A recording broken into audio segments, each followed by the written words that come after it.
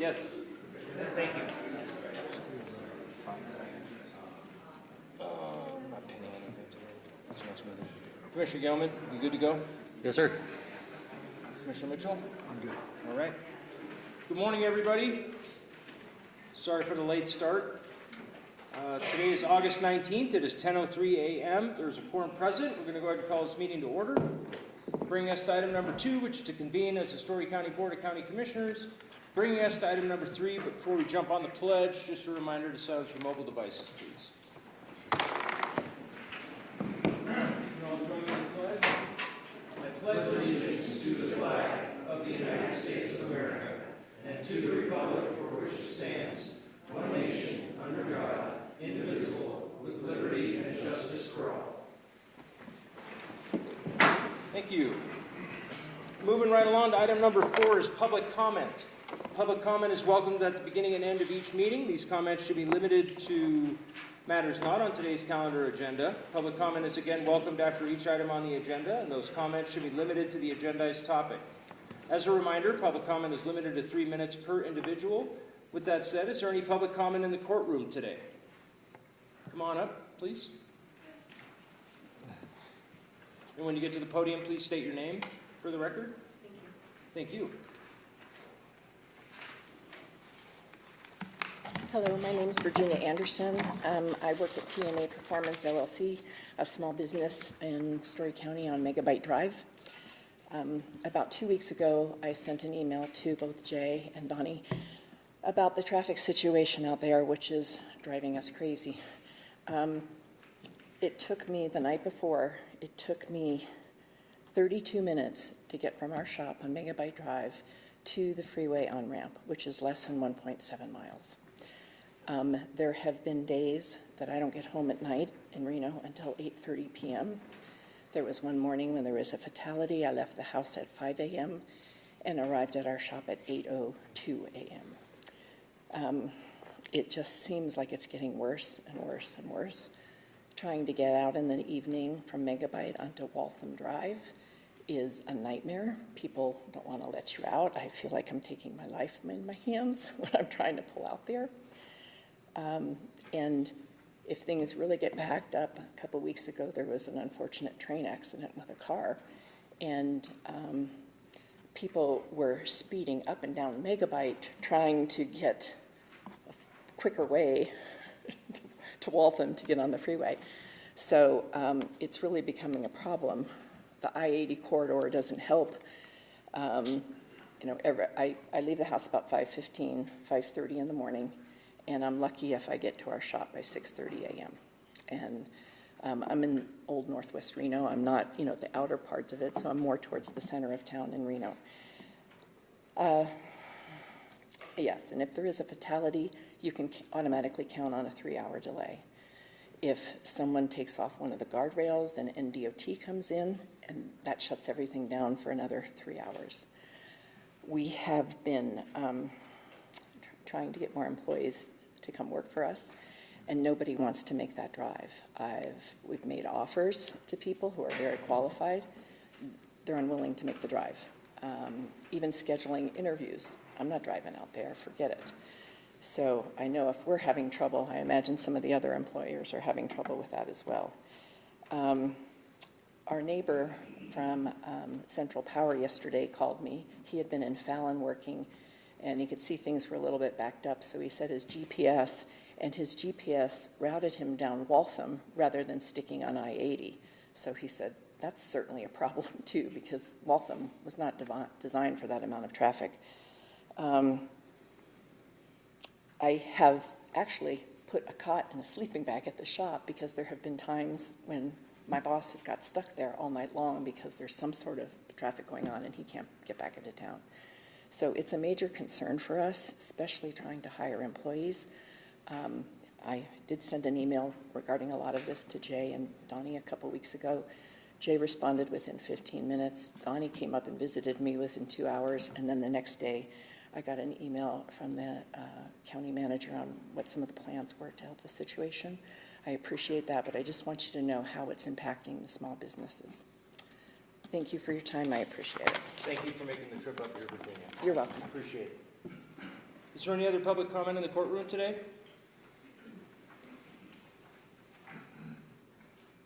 Morning.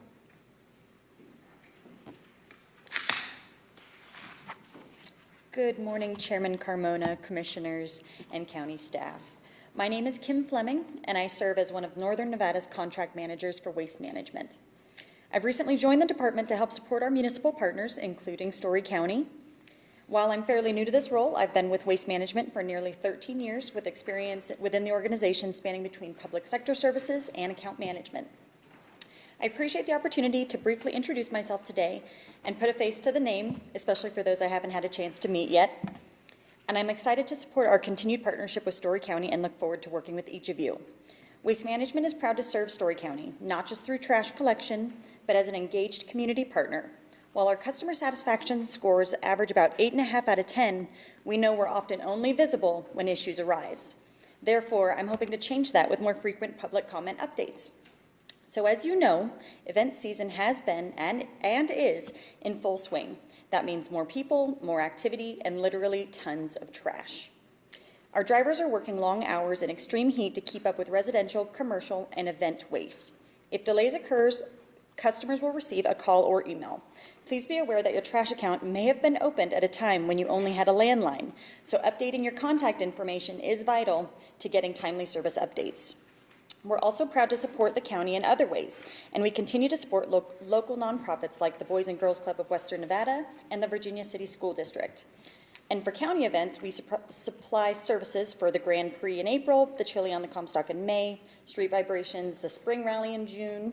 And so we thank you again for the opportunity to speak with you today, and I look forward to our continued partnership and attending more meetings like this in the future.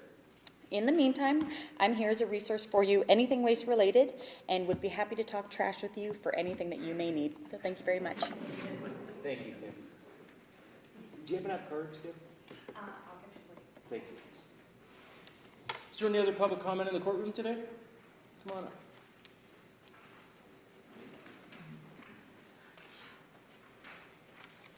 Good morning. My name is Carmen Ransdell. I actually also work at Megabyte right across the street from Virginia. We're with a company called RF McDonald Company. We are a service provider for industrial and commercial buildings, all the mine sites, all the hospitals, all the universities, all the schools. And we have vehicles, fleet vehicles that are constantly on these highways. Just like Virginia stated, it's been a nightmare for us. We moved to this Reno Tahoe Industrial Park because of the benefits of being out there and having that namesake of that park.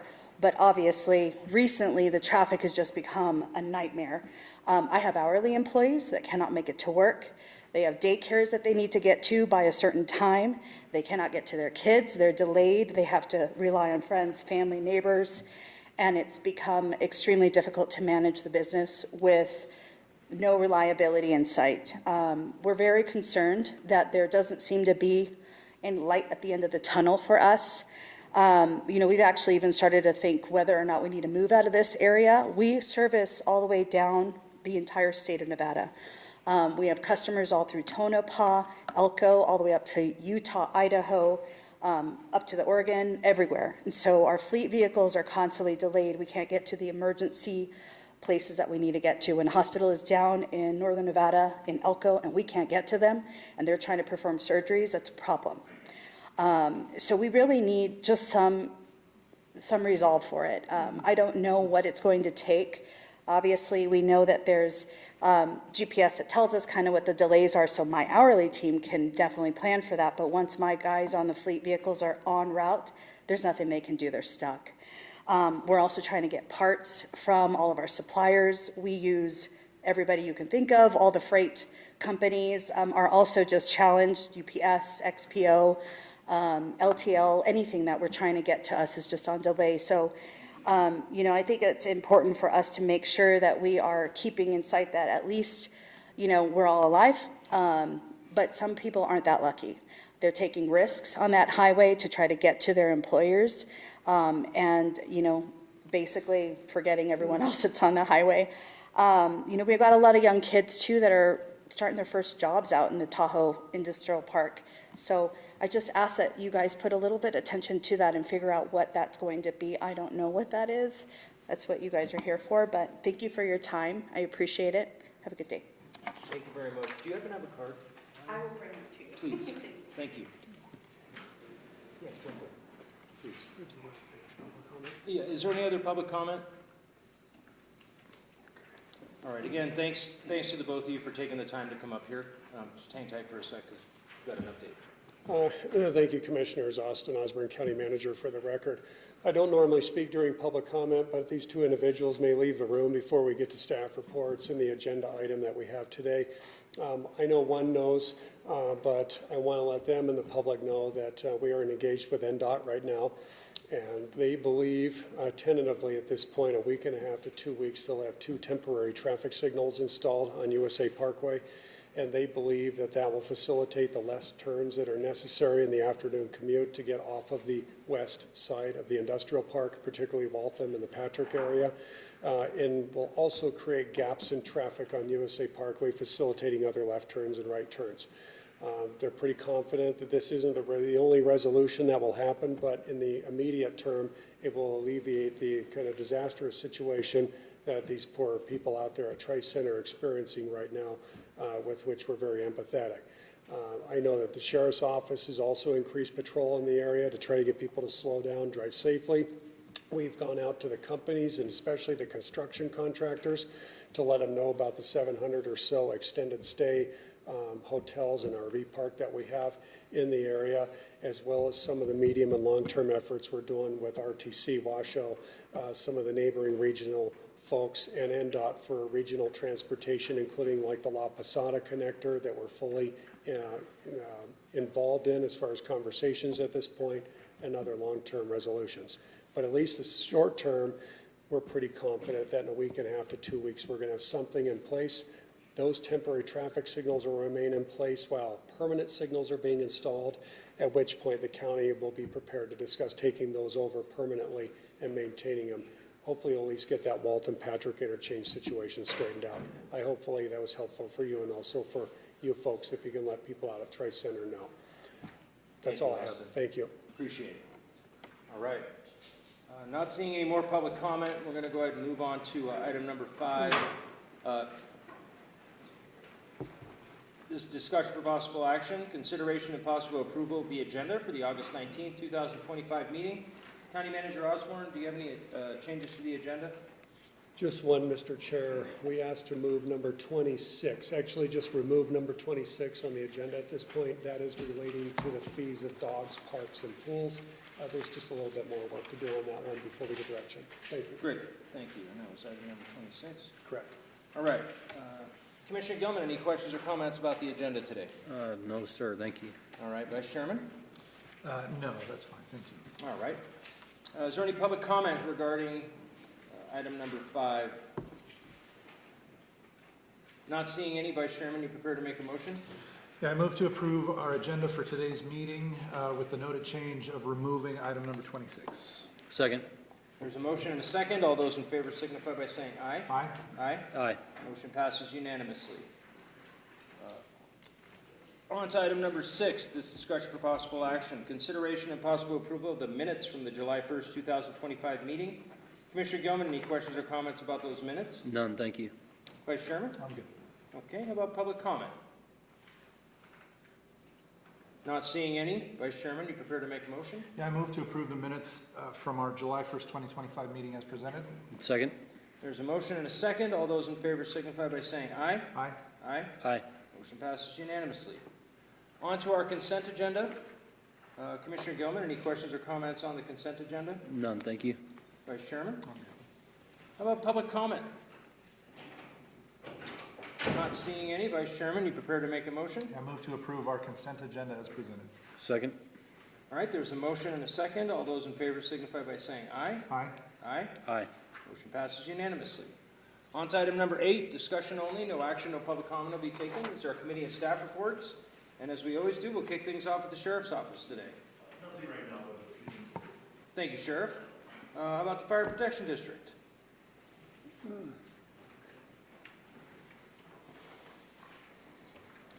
Good morning, Commissioners. Jeremy Longcart for the record. I'll make this pretty quick. Just wanted to talk a little bit yesterday about a wildland fire we had in the Highlands. Our crews out at Station 72, our Wildland Division and Operations Division, we're fortunate to jump on that really quick. It was abutting a home that had some materials around it that were damaged by that fire. Just shows you how close that was to leading to that disaster. But I just want to remind people just to stay so vigilant. Out there, it is very dry, it is getting drier, and we're moving into a time that is more prone for Nevada to have these large fires. So please be diligent, be cautious, and just as a reminder, burn restrictions are in place. If you're caught doing illegal burns, you have negligent burn and you burn down something, you can be fined for it and you can be billed for those suppression costs. So please, everyone, just be safe, enjoy the outdoors, but be safe. The last thing I'll hit on is we have been working diligently with many businesses out in the park, around the area, on just finalizing our code amendments. We've gotten that done. We'll be releasing that to contractors, businesses, everyone, allowing them to see it before we do present that to the board. So hopefully we're looking at October timeframe of getting those in place. And I'll answer any questions you may have. Thank you, Chief. Commissioner Gilman, do you have any questions or comments for the Chief? None, thank you. All right, Vice Chairman? Good, thanks. Chief, are you at liberty to let us know what the cause of that fire was yesterday? So that cause is still under investigation at this time. Okay, fantastic. Thank you for the update. Appreciate your guys getting out there so quick. All right, moving right along to Public Works.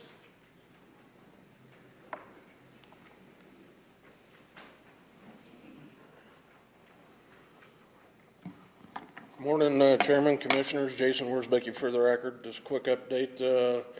The road rehab project this year is moving along pretty smooth. As you guys have noticed probably that Cruise Construction's completed paving on B Street, and they'll be falling in behind raising all the iron manholes and the valve boxes. Currently they're doing patch paving through town in preparation for slurry seal the end of the month on the 28th and 29th. So that's all I have at this point in time. Thank you, Jason. Commissioner Gilman, any questions or comments? None, thank you. All right, Vice Chairman? All right, again, appreciate the work. It's looking fantastic out there. Dare I say we have curbs in Virginia City? Operations Projects Coordinator.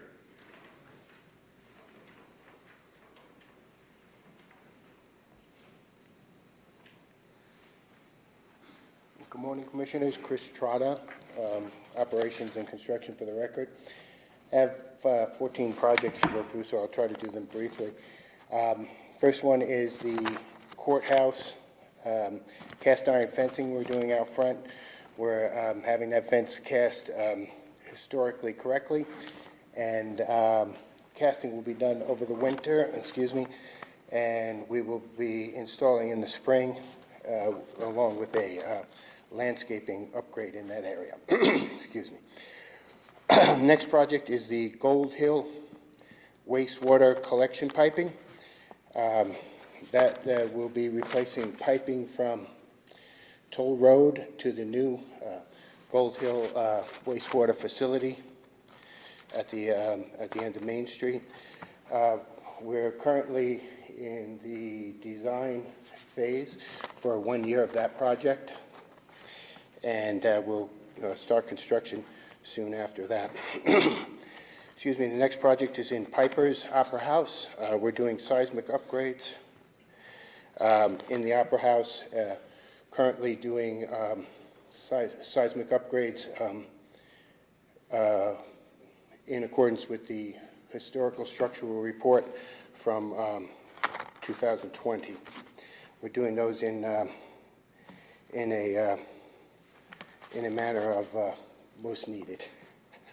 Excuse me.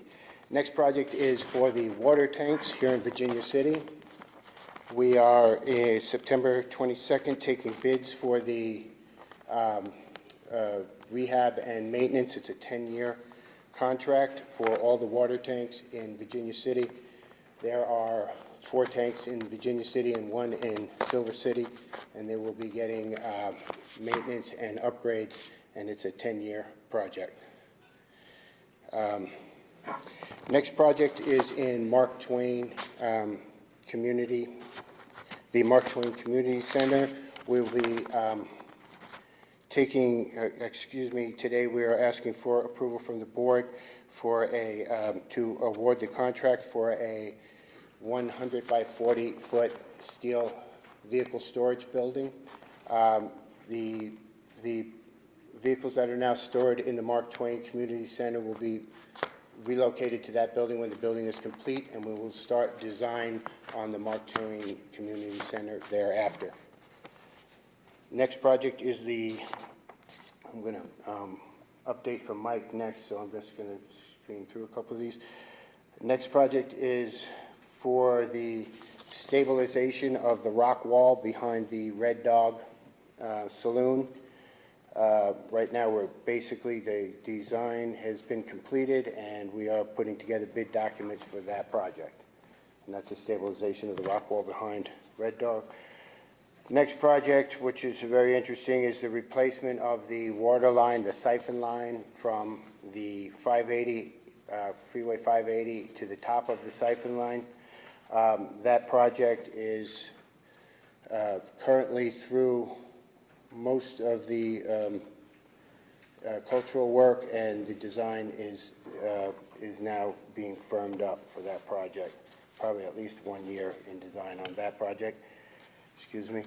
The next project would be the Virginia City Justice Complex. It's a very big project, and what we're doing now is we're interviewing with Douglas County and other stakeholders for an approach of a construction manager at-risk approach, a CMAR approach for that construction. It's probably over $50 million job, so we're trying to get some feedback from others that have used that approach. Let's see, the next project would be, so now I would like to just give an update on Mike Northern's project, my colleague. Mike is now out at Lockwood Senior Center. They are getting ready to open for the completion date is September 4th. Mike is out there now doing startups, commissioning, and various other things to get the center up and running. It's looking really good. It seems to be a great project. Next project is in the Tahoe Reno Industrial Center in the government building. We will be installing the sheriff's substation. And at this point, we are taking requests for qualifications from architects. That will close at the end of the month, and then we will put together a committee to select the architect and services, and then go forward with the design. Next project is the Virginia City Fire Station 71. We have, we are now working with H&K Architects to schedule meetings. Basically, they're on board. We'll schedule meetings for services and then go forward with the design on that project. So that's Firehouse 71. Lastly, we have the fuel tanks at the government center at Tahoe Reno Industrial Center. We've replaced all the fuel tanks there, and we will be replacing the fuel tanks at 100 Toll Road in the near future. I think that's gotten everything. And that would be all. If you have any questions, I'd be happy to attempt to answer. Thank you for the update, Chris. Thank you. Commissioner Gilman, any questions or comments? No, thank you. Vice Chairman? I'm good, thank you. All right, again, appreciate the updates. A lot of stuff happening now. All right, how about our Business Development Director? Nothing for me until my agendas. All right, how about our Grants Manager? You knew you were next, huh? So Sarah starts for the record. So I wanted to give you guys a CPF update today.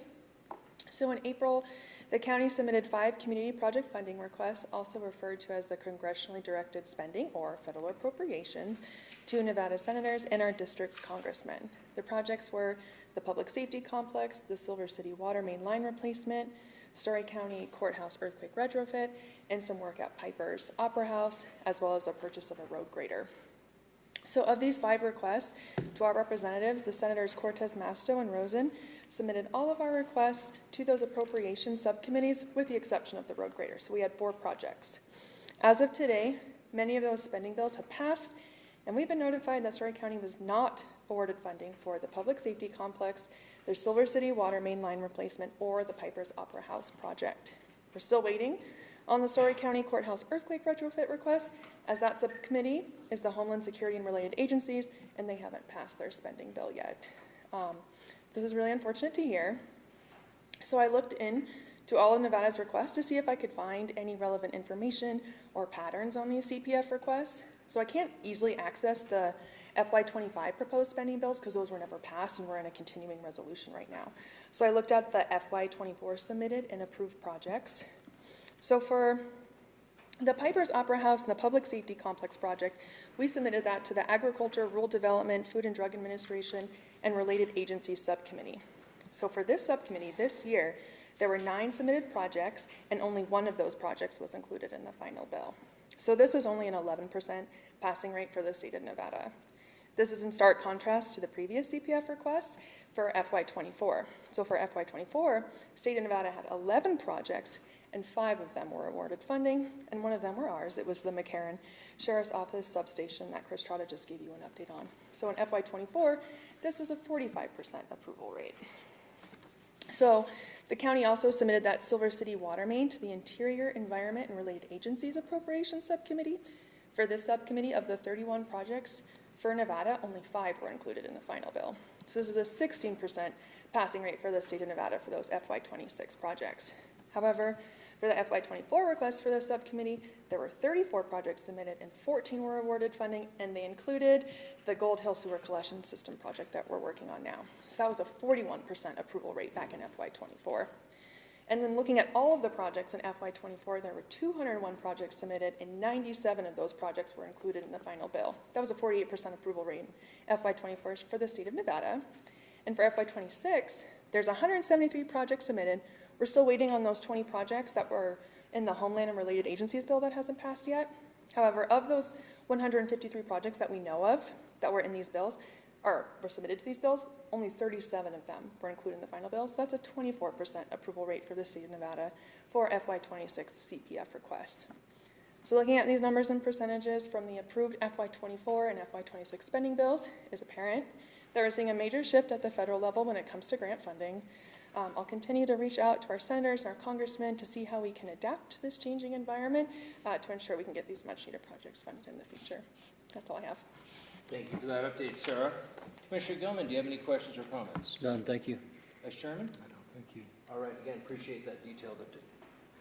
How about our planning department?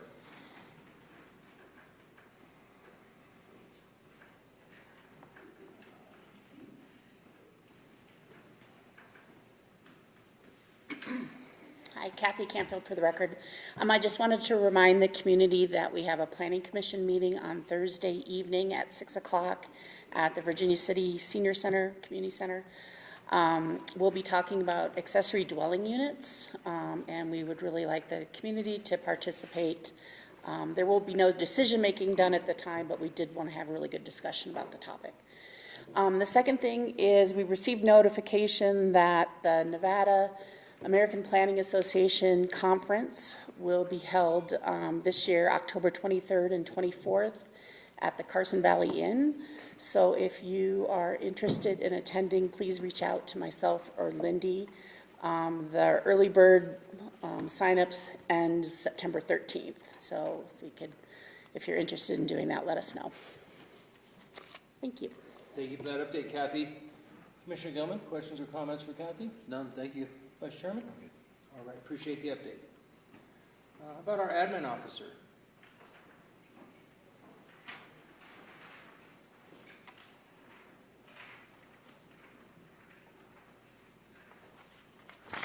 Good morning. Lisa Missel for the record. A couple of updates. The property donation on H Street, we've had escrow opened. We received the title report this week. The title looks clear, and the title company is now working with the trustee of the estate to make sure all the legal documents are in order. So hopefully that'll be finalized soon. On Gold Hill, the one property owner that we had not heard from, I actually heard from right after the last board, and they will be discussing with their partner if they want to consider selling their small little property to us down at the Gold Hill Depot, and then we'll move forward from there, and the appraiser is ready to go ahead and get that on schedule. And then some fun stuff. So just so everybody knows, the little ornaments that we got, I brought some here to show, because once these get on the tree, they're not coming back to Storey County. So I thought I'd share these up here. Take those down right here. And then we also made part of a tree skirt that's going to go around the tree. So the tree was selected. It's a 53-foot red fir from the Carson Ranger District. They're going to harvest it in October, and it's going to be part of the Nevada Day Parade on November 1st. So it's kind of a off year this year that it's on November, but hopefully you'll go see it. It's the first Capitol Christmas tree that will be in DC, and it's going to be on the West Lawn. And so for Storey County, this is what we have. We tried to incorporate the tech on it, the miners, the mountains, that were patriotic, and of course a little button for Storey County. So if you guys want to see that, we'll hang it up here, and then it's going away. And that's all I have for today. Thank you for that update, Lisa. Appreciate you and Julia getting this handled. I know it's primarily you. Thank you very much. I'll grab these and bring them down to NACO for Friday. Thank you again. How about emergency manager?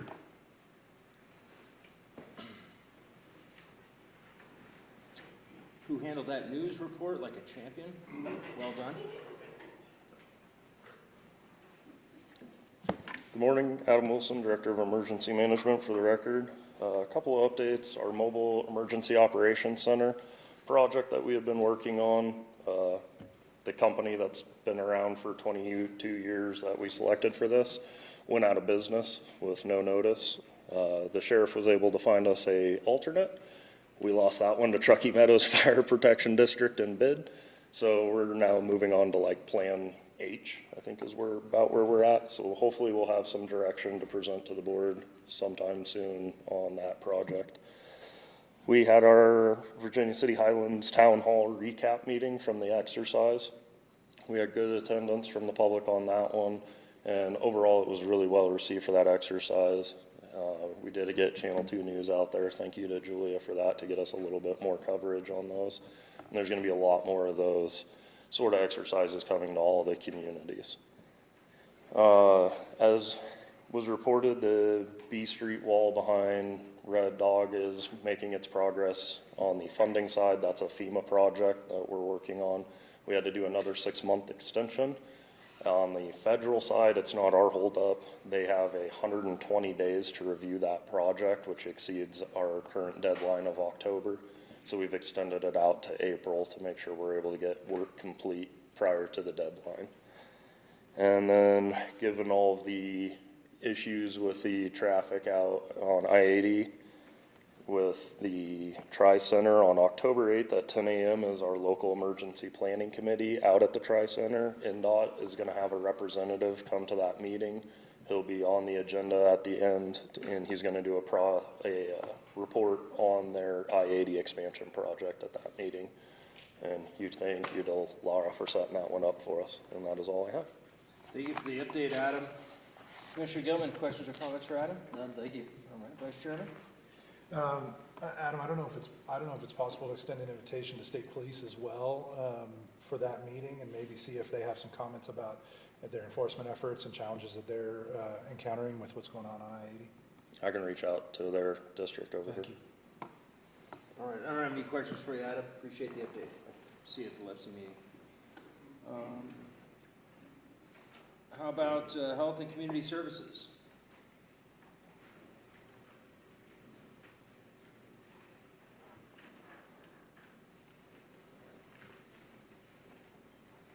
Good morning, Stacy York for the record. Just want to remind everybody that tonight is Sheriff's Night Out in Lockwood. We'll be at Louise Perry Park from 5 to 8. And next week, Tuesday, August 26th, is Virginia City Sheriff's Night Out, same time, 5 to 8. Our Lockwood building, as you heard Chris say, is coming together very nicely. Last week, we held interviews for our people and our staff down there. Hopefully get everybody hired this week. We're looking to open to the public mid-September. I'm too nervous to say a date. It's been running too smoothly. But our grand opening, the big event, will be Wednesday, October 29th from 3 to 6 p.m. The ribbon cutting ceremony is at 3:30. That is it today. Thank you for the update, Stacy. Commissioner Gilman, any questions or comments? No, thank you. Vice Chairman? Okay, thank you. All right, appreciate it. How about the Recorder's Office? Nothing today, thank you. All right, thank you. How about IT?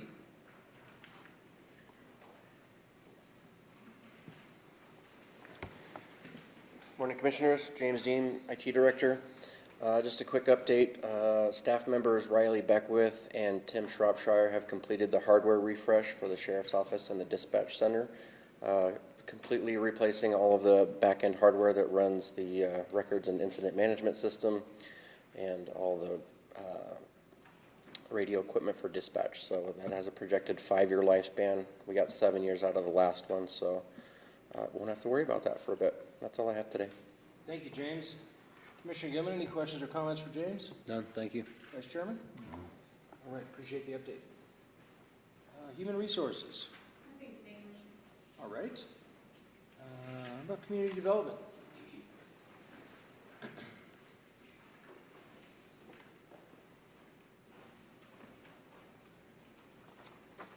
Good morning, everyone. Joseph Starnes for the record.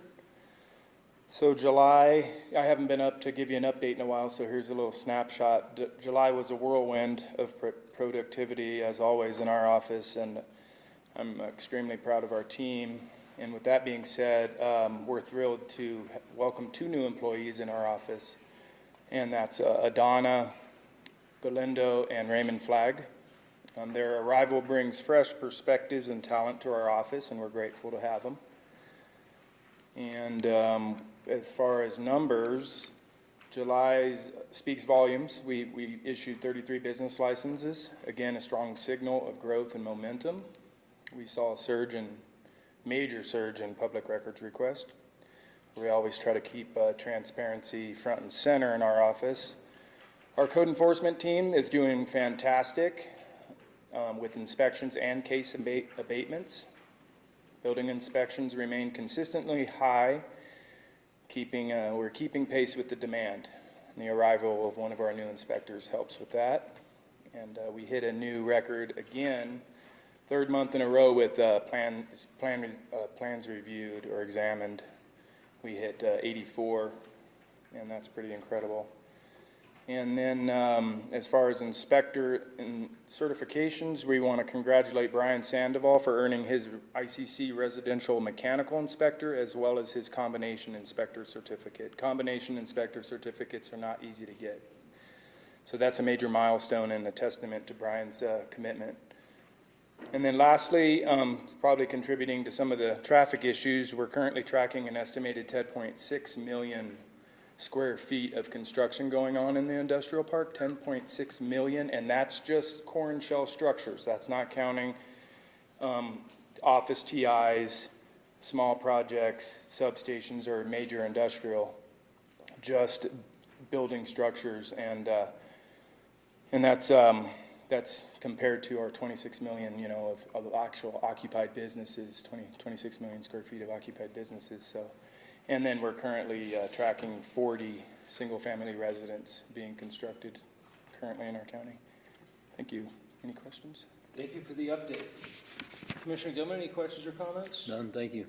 Vice Chairman? No, thanks for the update, Joe. All right, appreciate the update, Joe. Thank you. How about our PR officer? No report today, thank you. All right.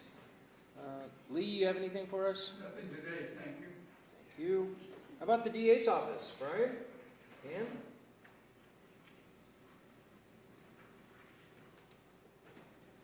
Nothing, well, we're on the agenda for item number 10, but nothing else to add from the DA's office, my point of view. Thank you, DA Langer. Thank you. Appreciate it. How about the county manager's office? Something? Good morning, Commissioners. Austin Osborne for the record. Just a couple updates. We're still in ongoing conversations with the state and with Lyon County and other stakeholders about the Comstock Historic District potential transitions. So I want to thank Commissioner Mitchell for being part of this. He's also our Historic District member.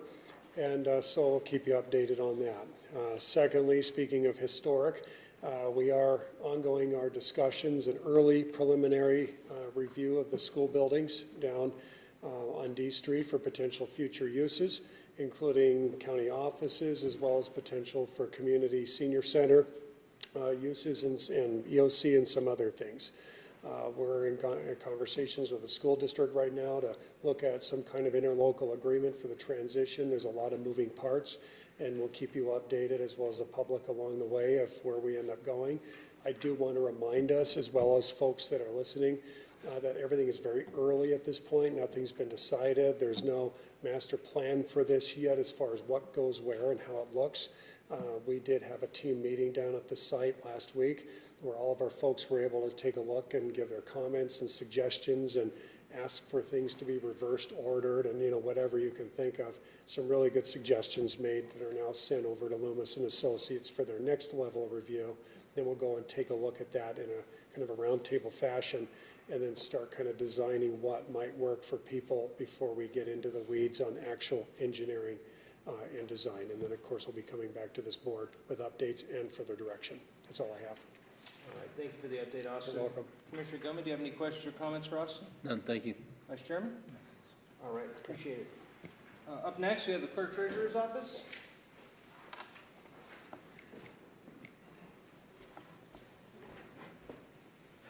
Jim Hindle, Clerk and Treasurer. Just want to remind everybody that property tax, the first installment for property taxes was due yesterday, but we of course accept them through the week based on postmarks for those being mailed in, and anybody else that's coming in just a little bit late, we encourage you to get in and get those taxes paid so that you do not get a penalty for delinquency.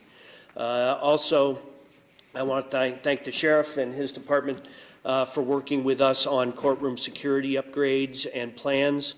Last Friday, I think, worked very well. I think we had the first implementation of our upgraded security protocol for hearings, and that does cause a little inconvenience for people traveling to the second floor, but everything worked very well with that. We will continue to do that anytime there's a hearing in the courtroom. And we're working forward to make sure that employees don't get too inconvenienced. And I know the sheriff and HR, along with us, will be working to get badges to staff so that they can more quickly get through the security checkpoint. On the DMV side, I just want to give a bit of recognition to Michelle Moorhead. We are open 12 days a month, generally. We have some closings because of either staff vacations or training. But we are doing over 300 new vehicle registrations or renewals every month. We're doing that, and that is a good volume. It's a strong volume, but those are just Storey County residents, which gives you an idea of the value to our residents for that service, but also that keeps Michelle and the office very busy with that. We'll continue to track that, but doing that 300, averaging over 300 is a big effort. And lastly, I just want to say that on the election side, while it's off election year, we're working hard. Mark Allen has been working hard, not only at the implementation of the new system and the further fleshing out of how we get that done, but we've been doing our registration updates and management, and he's been moving people either to inactive or cancellations. And for our county to have that run somewhere over 200 is a significant milestone, but that also means that we are keeping our list as clean as possible and making sure that only the people who are active voters are those that are going to get mail ballots on the next election cycle. Thank you for that update, Jim. Commissioner Gilman, you have any questions or comments for Jim? No, thank you. Vice Chairman? All right, appreciate it, Jim. Thank you to everybody for those updates. Is there anybody that's in the courtroom that I missed? Oh, Todd, sorry. The BCTC. There's nothing going on, right? No. We're fine. Nothing to report today. Good morning. Todd Tuttle, Director of Tourism. For the record, just a reminder, we've got a number of tour buses will be coming into the area over the next couple of days and next week. The NTA conference will be held in Ottawa, Canada on November 9th through the 12th, of which we'll be attending. and we are preparing for the American Bus Association Convention to be held in Reno on January 10th through the 13th, 2026. We've reached out to a number of the merchants to be able to help participate in that, to get a great showing to the world about what Virginia City has to offer and how it can accommodate their groups, and our culinary expertise that we're going to put on a little taste of the Comstock to invite people to know that their groups can come up here and dine, and of course the shopping that goes with it.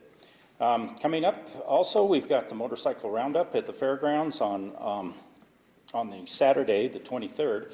They will have a concert up here at Piper's Opera House on Friday the 22nd, and there will be a concert at the fairgrounds on Saturday night also. So a little bit of music for locals to attend and have. If you want to see a little bit of fun with the rodeo, it is free.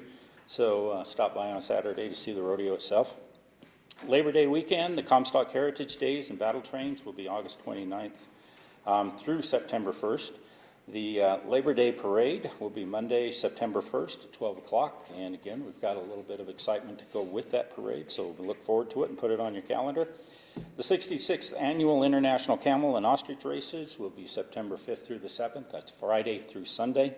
The Friday night show at 5 o'clock still has $10 tickets available. They can be purchased at the Visitor Center. We highly encourage locals to take advantage of it and have a good time.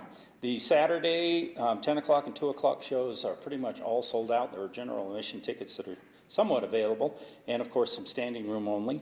Also Sunday, pretty much all sold out with some general admission tickets that are available. Remember, the first 100 kids can ride a camel for free, so if you come early, bring your kids, they'll be free camel rides. And don't forget our famous Camel Hump Parade that will be at noon on C Street. We look forward to that opportunity as the camels come up and down C Street, pop into maybe a few saloons, so it should be a fun time. Then also coming up, the Virginia City Hill Climb, September 13th through the 14th, the 100-mile endurance race, September 20th, the Comstock Film Festival at Fourth Ward School, September 20th through the 21st, and Street Vibrations Rally, Fall Rally will be September 25th through the 28th. C Street will be closed to motorcycle parking only, and we'll have more information coming out of that shortly. And don't forget the Mix and Mingle at Piper's Opera House on September 9th at 5:30. Opportunity for everybody to get together, talk about events that have come and gone, and participate in some of the chamber events that are happening. The other key point is the the statehood ball on November 1st. Put it on your calendars if it's something you'd like to attend. There we have some great period dances and a wonderful time for all. That's my report. Y'all have any questions? Thank you for that update, Todd. Commissioner Gilman, any questions or comments for Todd? None, thank you. Vice Chairman? Good, thanks. All right, fantastic. Thank you. Is there anybody else that I forgot? All right. Again, thank you for all those updates. So much good stuff happening in Storey County. On to item number 9 is board comment. Start off to my left. Commissioner Gilman, do you have anything for us today? None, thank you. All right, Vice Chairman? I don't have anything specific. Okay, and I don't have anything either. So that brings us to item number 10. Vice Chairman and Commissioner Gilman, out of abundance of caution, have a pecuniary interest in this item. I'm going to go ahead and recuse. The floor is yours. Pass over the mallet of power, thank you.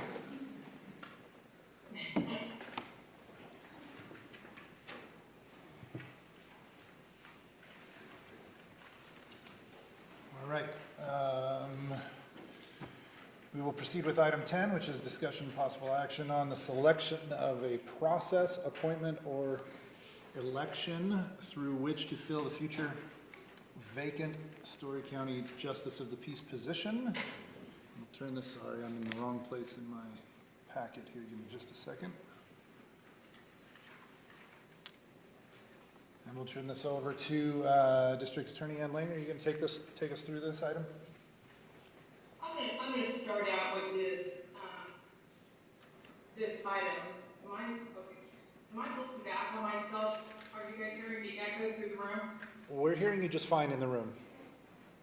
Okay, perfect. I think you summed it up, Commissioner Mitchell. Today, the process for the Justice of the Peace position that will become vacant November 1st, 2025 is the subject of this particular item. As you indicated, there are two different selection processes that can go for the vacancy, in that a person could be appointed to the vacancy or there can be a special election. We've gone through this item before. Deputy DA Brown, myself, were present to present what the different methods are through the appointment or the special election process. Last time we were here, I'm not sure if you want me to go through those processes again. I do know that one of the questions that did come up was that how does the special election process work? Mr. Hindle has looked into that and can give a presentation to the board if you'd like to hear that today. As you know, that the appointment process, as it indicates, is that if you pick the appointment process, what would happen is that the appointment process, since there is an election that will be started and that will go on in 2026, the appointment process would go, the people that would file for election, if you pick the appointment process, will be on the ballot in 2026 and would fulfill, once an appointment is made, the rest of Judge Harrington's term, which would go through January 2029. It is a fluid process as far as the appointment process goes, depending on the facts of how you want to handle it. Today is just to go over the actual process that you want to use, either the appointment process or the special election. We would be coming back in 2 weeks to lay out what the ground rules are, depending on what process you decide to go forward with today. So that is what is the nature of this particular item. It's just to pick which process that you want. So if you have any questions, we're ready to answer them. Very good. Thank you. Brian, did you have anything specific that you wanted to add in this regard? Not at this time, Commissioner. I'll be happy to answer any questions if they come up. Very good, thank you. Commissioner Gilman, do you have any specific questions or comments? I do not. All right. I guess before we deliberate on this item, I'll open it up for public comment. Is there public comment on this item in the courtroom? All right, seeing none. Commissioner Gilman, any further discussion, or are you ready for a motion? No, I'm ready for a motion. Okay, I'll entertain that. I, Commissioner Gilman, move to utilize the appointment option to fill the vacancy in the office of the Storey County Justice of the Peace. Very good. I'll second that motion. We have a motion and a second. All those in favor, please say aye. Aye. Aye. Motion passes unanimously. DA Langer, do you need any further instruction from us, or is it kind of implicit that you'll come back with details on a recommendation for how that process go forward? Commissioner Mitchell, thank you. The fact that you have picked the appointment process, Deputy DA Brown and myself will be back next meeting to talk about the actual process that would take place, and we'll be able to discuss things further from there. Very good. I appreciate that. Then with that, we will close out item number 10 and move on to item number 11, and I will just pause so that we can let Commissioner Carmona rejoin us. Just take a 5-minute break. Yeah, let's take a 5-minute recess. We will recommence just after 11 a.m.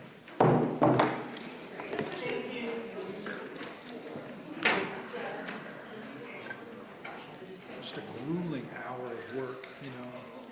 Important to take those breaks after you've had a long. Right. Oh yeah, totally. Good morning. Thanks for being here. Thank you so much. Good morning. Very nice to meet you. Thank you. And you guys have my information. Absolutely. Anything that you guys need. I appreciate it. I'll be coming in more often. Like I said, just Great. That's give me an fantastic. update on what we're doing. So if there's anything you want to hear about, don't want to hear about, let me know. Sounds good. Sounds good. Thank you. Thank you, Kate. Always a pleasure. Oh, yeah, you can. Yeah, absolutely. No, don't worry, that'll take you. Usually not before we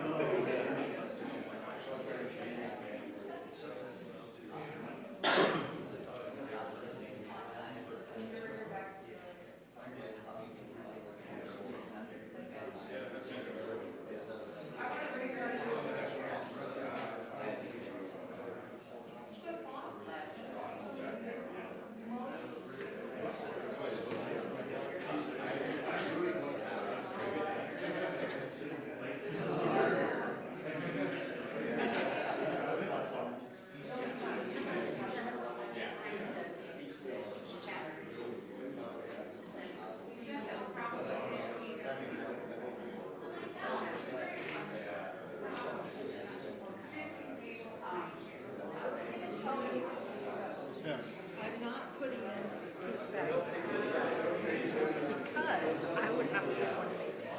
Did you know that? No. I was like, yeah, no. We need to do something. Okay. Yeah, I think it, Yeah, whatever, I'll just put it on our calendar next time. yeah, but I wanted to tell you that I wasn't like, No, all you good. gotta maintain it. I'd be like, no, I'm not doing it. Yeah. What do you think? Good enough? Yeah, I think it's great. It's great. I just think it's great. They pick the tree from here and do something about it. Yeah. We don't have We don't have trees. Mount Charleston. The tree is so push. But they have Steve in Mount Charleston. When I was a kid, it did schools.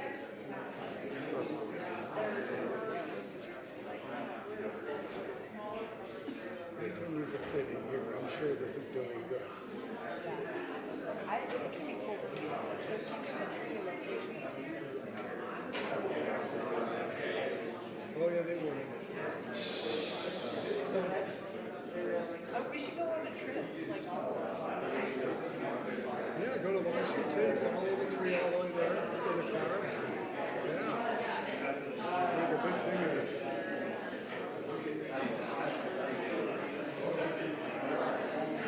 Be like a Grateful Dead tour. Yeah. Sorts of random people just following it. Make a thing. Driving all sorts of Burning Man art. Yes. The ones that make it.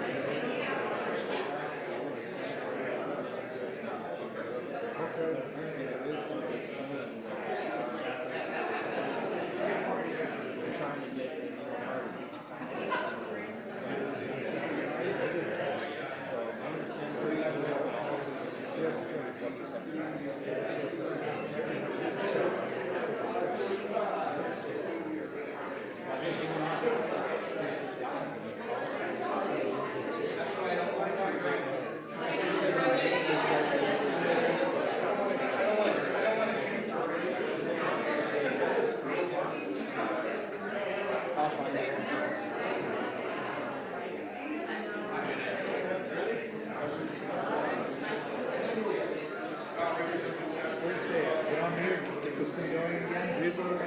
All right.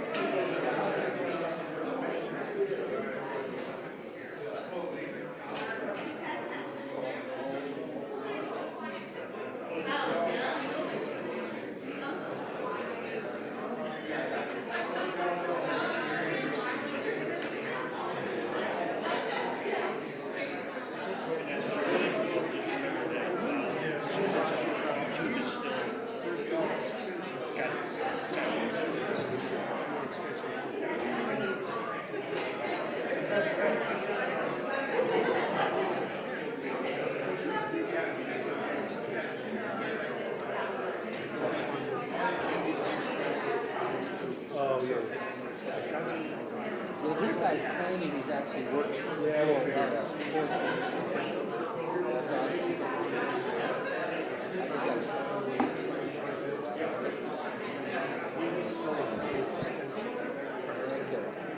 Maybe there's just a misunderstanding here.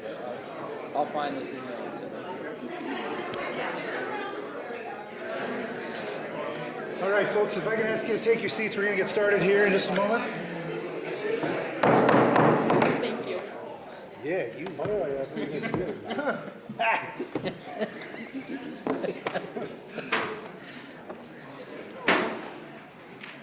Chip, no, hers is easy. A little power. Thank you.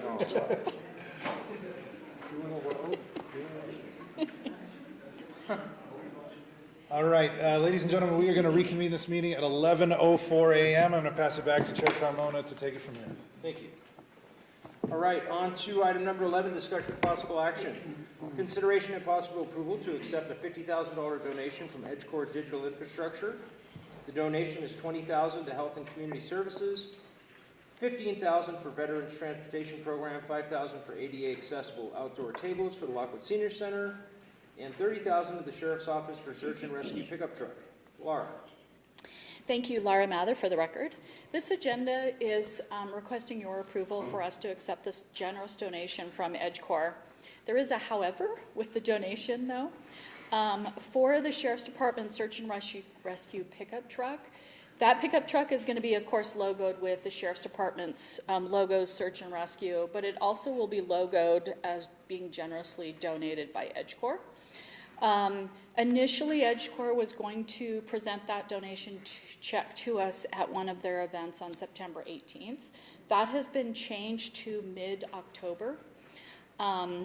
That's when more of their executive team will be able to be here in Nevada to be part of that donation.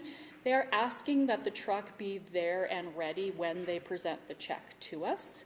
So with that, along with your approval to accept the check, we are asking for your approval to purchase the pickup truck before we actually have the check in hand so that the truck can be there for photo opportunities when the check is presented. And the sheriff is here with me to answer any questions or to give information on the truck, what they have identified and what they're looking for and how they're going to go about purchasing that truck. Thank you, Laura. Sheriff Cullen for the record, here to answer questions. All right. Thank you, Mike. Commissioner Gilman, questions or comments? Yeah, I'd like to know more about the search and rescue truck. So real quick, well, maybe not so quick. What we did find was we went out shopping a little bit or on the internet shopping. We found a 2012 GMC Sierra 3500 work truck with an extra cab, not necessarily a four-door, just an extra cab. It's outfitted with a winch, camper shell, four-wheel drive. The truck is actually priced under $20,000, so we were going to use a little bit of the extra money to outfit it for off-road, lift kit, bigger tires, things like that. We do have in our budget money set aside this year for search and rescue equipment, which will go in and on and around the truck for rescues and such. But the plan here was working with EdgeCore was to get a dedicated vehicle that we could go off-road in.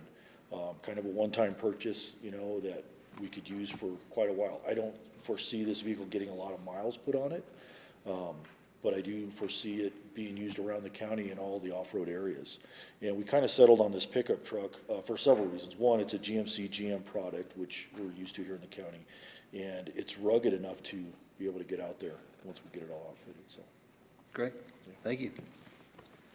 Any other questions, Commissioner Gilman? No, sir. All right, Vice Chairman? No, I'm good. Okay, I don't have any questions either. Is there any public comment regarding this item? Not seeing any. Vice Chairman, you prepared to make a motion at this time? I think I am. I, Commissioner Mitchell, move to accept a $50,000 donation from EdgeCore Digital Infrastructure. The donation is $20,000 to Health and Community Services, $15,000 for the Veterans Transportation Program, $5,000 for ADA accessible outdoor tables for the new Lockwood Senior and Community Center, and $30,000 to the Sheriff's Office for a search and rescue pickup truck. I further move to authorize the Sheriff's Office to purchase and prepare the search and rescue vehicle in advance of receiving this donation. Second. There's a motion and a second. All those in favor signify by saying aye. Aye. Aye. Aye. Motion passes unanimously. Thank you, Laura. Thank you, Sheriff. Thank you. Moving right along to item number 12 is discussion for possible action. Consideration and possible approval for the Sheriff's Office to purchase an OHV grant-funded pickup truck in the amount of $54,968.25, exceeding the budget by $4,968.25. Okay, Sheriff Cullen for the record. On this item, basically what we did is, for an unknown reason, we budgeted $50,000 in our budget this year for the OHV grant/truck, when actually the truck came out to $54,968.25. So what we're asking for is the extra $4,968.25 to get the truck. The entire amount will be reimbursed by the grant. We've been approved for that amount of money, so the approval was fine. It was just an oversight on our part, putting in 50,000 instead of the right number. All right, thank you, Sheriff. Commissioner Gilman, questions or comments on this? None, thank you. Vice Chairman? I'm good. Okay, is there any public comment? Not seeing any. Vice Chairman, you prepared to make a motion? Yeah, I, Commissioner Mitchell, move to approve the Sheriff's Office to purchase an OHV grant-funded pickup truck in the amount of $54,968.25, exceeding the original budget by $4,968.25. Second. There's a motion and a second. All those in favor signify by saying aye. Aye. Aye. Aye. Motion passes unanimously. Thank you, Sheriff. Thank you. Moving on to item number 13, this discussion for possible action, discussion and possible authorization to the county manager to engage the Nevada Department of Transportation to develop a 12 to 18-month agreement regarding cost sharing for the placement and maintenance for 1 or 2 temporary traffic signals on USA Parkway at the Tahoe Reno Industrial Center, up to available budgeted funds for regional transportation assistance. County Manager Osborne. Thank you, Commissioners. Austin Osborne for the record. As we talked a little bit earlier, we're aware there's traffic issues out at Tri-Center in the I-80 area. There's been some conversations between us and the Nevada Department of Transportation on how to resolve these issues in that immediate area of the west side of the park, and installing traffic signals on USA Parkway, particularly 2 of them, may alleviate that issue by facilitating left turns from the west side of the park, as well as creating traffic gaps along the USA Parkway, facilitating other traffic moves. NDOT believes tentatively that this will actually resolve almost all of the issues for the foreseeable future, at least in the short term, as they continue to make other improvements to the roadway and some other improvements in the area. This would also alleviate very substantially the congestion that's occurring and even the failure at this point of the Patrick interchange, alleviating not only the problem with traffic in that area, but kind of making Patrick available again for regular in and outs of the west end of the park. So NDOT has asked the county, would we be willing to discuss and participate and look at ways to help resolve these problems together? And then I'll wait for that. So we discussed the siren was broken this morning. Apparently it is not. It's an hour early. It's mistimed.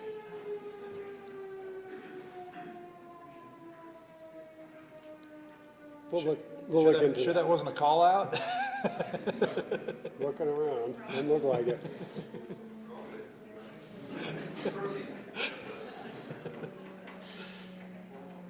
Okay. Well, anyway, so the request here is to really, before you start embarking on a major conversation and developing interlocal agreements with any agency, to get direction from this board to do so. And really, in order to expedite and get a traffic signal or two temporary signals out there for the next week or two, I would like to ask permission from this board to go ahead and proceed with NDOT, develop an interlocal agreement that would contribute the cost of these signals or participate in the cost of the signals. I am in conversation with other companies out of Tri, 4 of them in particular, that have large construction projects going on at this time that are contributing to some of the issues. And so far, all but one is still looking into the matter. The other 3 have expressed interest in having these discussions and potentially contributing. To let you know the cost, in a normal circumstance, each temporary traffic signal runs about $36,000 a month to operate. If we were able to work directly with the county in this fashion, instead of NDOT having to work through a third party, that cost can go down to about $15,000, maybe even $12,000 a piece, substantially less just by going direct. NDOT is also going to work with us and these other private companies in some kind of way to be able to have some cost share and some other participation as well. I would ask that the condition here of moving forward is also requires that I would get a district attorney's office approval of the ultimate contract before it moves forward. And I will let you know that whatever we do here is well within the budgeted funds I have in my office for regional transportation and other projects like this. All right. Thank you, Austin. You're welcome. Commissioner Gilman, questions, comments? With this item, after you do basically the homework that we need to do here, Austin, would you come back to us and give us your findings and things before we move forward on anything else? Thank you, Commissioner. In response, this would actually be authorization to me move forward now and actually create a contract with NDOT, ratify the contract amount after having the district attorney's review, as long as, of course, those costs would be within the confines of my budget, as well as what I'm here discussing today. So I would not be coming back to the board for further approval. I would be happy to bring that contract to this board for them to review and look at it, so you at least know what's going on ultimately, but that approval will have happened. Yeah, no need. Thank you. Any questions, Vice Chairman? I don't have any questions. I think it's imperative that we move quickly to try to address this issue.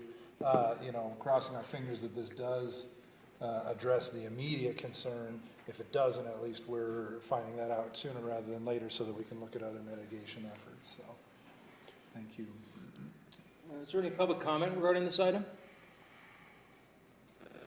Not seeing any. Vice Chairman, you prepared to make a motion? I am. I, Commissioner Mitchell, move to authorize the county manager to engage with the Nevada Department of Transportation, or NDOT, to develop a 12 to 18-month agreement regarding cost sharing for the placement and maintenance of 1 or 2 temporary traffic signals on USA Parkway at the Tahoe Reno Industrial Center, up to available budgeted funds for regional transportation assistance, to obtain legal review and concurrence by the district attorney's office, and to place the ratified contract on a future Storey County Commission agenda for viewing. And Chair, before you make a second, I have one thing I want to mention. Sure. You have correspondence in front of you from Tesla regarding this item, expressing their importance of this being moving forward. The public also has a copy of this correspondence. Thank you. So there's a motion. Do we have a second? Second. There's a motion and a second. All those in favor signify by saying aye. Aye. Aye. Aye. Motion passes unanimously. Thank you for getting on top of this, Austin. You're welcome.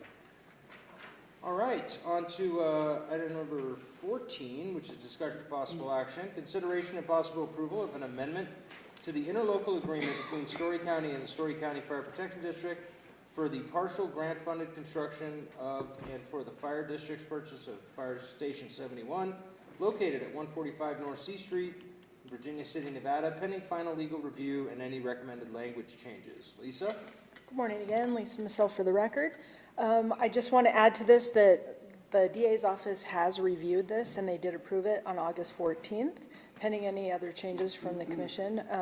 Basically what this amendment does is make a couple of minor changes to this interlocal agreement, specifically making Storey County the project manager versus the fire district. We noticed this as we were going through the process of awarding the construction, and we wanted to make sure that that was updated, and also that the county would coordinate with the fire district on everything that gets done, and that as this is completed, in order to receive the grant, fire will need to basically comply with all the requirements of USDA for the funding. And those are the only changes that we have. Great, thank you, Lisa. Commissioner Gilman, do you have any questions or comments? None, thank you. Vice Chairman? I'm good. Okay, how about public comment? Not seeing any. Vice Chairman, you prepared to make a motion? Yeah, I, Commissioner Mitchell, move to approve the attached amended interlocal agreement between Storey County and Storey County Fire Protection District for the partial grant-funded construction of and for the fire district's purchase of Fire Station 71 located at 145 North C Street, assessor parcel numbers 001.094.03 and 001.094.02, Virginia City, Nevada, pending final legal review and any recommended language changes. Second. There's a motion and a second. All those in favor signify by saying aye. Aye. Aye. Aye. Motion passes unanimously. Thank you, Lisa. All right, on to item number 15 is to recess, convene as the Storey County Fire Protection District Board, bringing us to item number 16, which is why I think a lot of folks are here. Discussion for possible action, appointment of Robert Reiser as Fire Chief for the Storey County Fire Protection District, effective August 25th, 2025. Chief? Yes, Commissioners, Jeremy Longcar again for the record. So as directed by the board, we did compose a panel and vetted all the applicants that we had for the upcoming vacancy of the fire chief's position. Out of that panel, we did come to agreement that Robert Reiser, our internal candidate, who's currently a battalion chief at the Storey County Fire Protection District, was the best candidate for that. I want to just recap just a little bit, and I think it's important to note that while Bob meets and exceeds most all of the requirements laid out within the job description, if the board proceeds with the appointment of Robert Reiser to the position of fire chief, you will do so that knowing that he does not meet the residency requirement within that job description. So he does plan on remaining in Sparks, so that's something to let the board know ahead of time. This is not changing the job description at all, it's just acknowledging that the board is willing to waive that with this appointment. And I'll answer any questions as well. Battalion Chief Reiser is here to answer any questions the board may have. So if you've got them, I'll try to answer. If not, I can get Bob. Sounds good, Chief. Thank you very much. Fire Commissioner Gilman, any questions, comments? No, thank you. All right. Fire Commissioner Mitchell. I'm good, thank you. All right. I'll take a few minutes, take this opportunity to thank everybody that applied for the position. It's fantastic that our fire district has become one where folks are interested to leave their areas and come and work for Storey County. It was nice to see. I think we had a collection of really good candidates, but you know, I think at the end of the day, I think Robert Reiser obviously passed the pack, and I'm definitely very confident in this decision, so I'm good. Is there any public comment at this time? All right, not seeing any. Fire Commissioner Mitchell, are you prepared to make a motion? I am ready. I, Fire Commissioner Mitchell, move to appoint Robert Reiser as the Fire Chief for the Storey County Fire Protection District, effective August 25th, 2025. Second. There's a motion and a second. All those in favor signify by saying aye. Aye. Aye. Aye. Motion passes unanimously. Congratulations. Yep. We're doing photos or anything? We will come to that next meeting.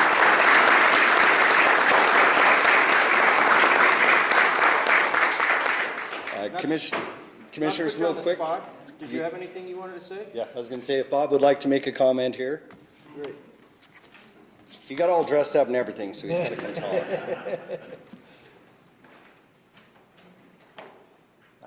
Bob Reiser for the record. Thank you, obviously, for the opportunity to continue. I think with the work of Chief Longcar and the direction of the Fire Board, we've been able to move Storey County in a very positive direction.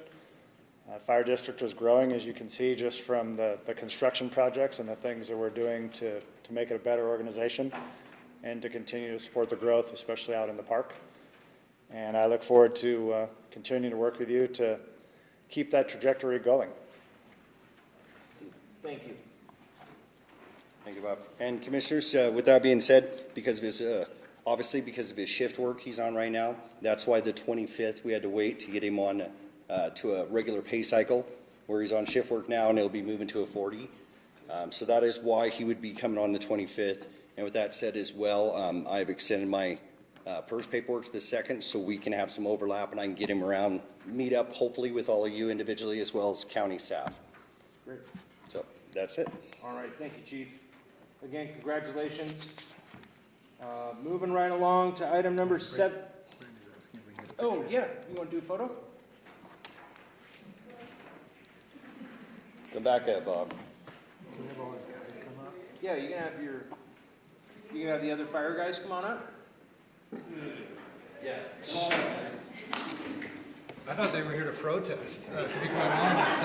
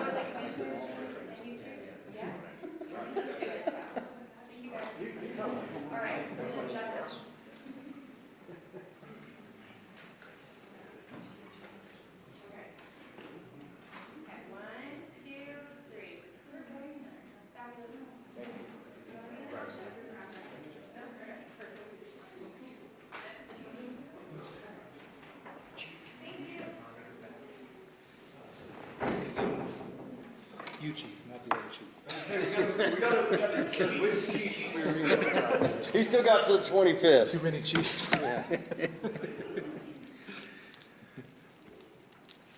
All right, moving on to item number 17, this discussion for possible action, consideration and possible approval of an amendment to the interlocal agreement between Storey County and Storey County Fire Protection District for partial grant funded construction of and for the fire district's purchase of Fire Station 71 located at 145 North C Street, Virginia City, Nevada, pending final legal review and any recommended language changes. Chief? Yes, Jeremy Longcar again for the record. So as mentioned earlier, but I'll recap so it's on the record for us. This was just a couple of corrections to the interlocal that was currently in place for the Fire Station 71 construction and the purchase of that. The main changes were to, and this was really an oversight because this wasn't agreed upon action, that we were going to have the county as the project manager, and they've been operating it. Mike Northern's been doing a great job at that as well. So it was to correct that language, make sure the county was designated as the project manager, and that they coordinate those actions with the Fire Protection District. As well, it was noted that there's some USDA requirements once we do take possession of the building that we're going to have to comply with. So those were the major changes in that interlocal, and I'll answer any questions you may have. Thank you, Chief. Fire Commissioner Gilman, any questions or comments on this item? None, thank you. All right, Fire Commissioner Mitchell? How about public comment? Not seeing any. Fire Commissioner Mitchell, you prepared to make a motion? Now, I, Fire Commissioner Mitchell, move to approve the attached amended interlocal agreement between Storey County and Storey County Fire Protection District for the partial grant-funded construction of and for the fire district's purchase of Fire Station 71 located at 145 North C Street, APN 001.094.03 and 001.094.02, Virginia City, Nevada, pending final legal review and any recommended language changes. Second. There's a motion and a second. All those in favor signify by saying aye. Aye. Aye. Aye. Motion passes unanimously. On to item number 18, this discussion for possible action, consideration and possible approval for the selection of Tectonics Design Group for architectural and engineering services for the Fire Station 75 build-out project. Chief? Yes, Commissioners. We did put out to public notice to get a request for qualifications and to solicit statements of qualifications from any designer that would be interested in doing this build-out, essentially a TI of that building that we purchased on Italy. We did receive 2 respondents to that RFQ. We took some time, vetted them, looked at past projects, how they would coordinate and work with the Fire Protection District through this build-out. And based off the review of the 2 applicants that we'd received, Tectonics was deemed as the choice for this fire station process.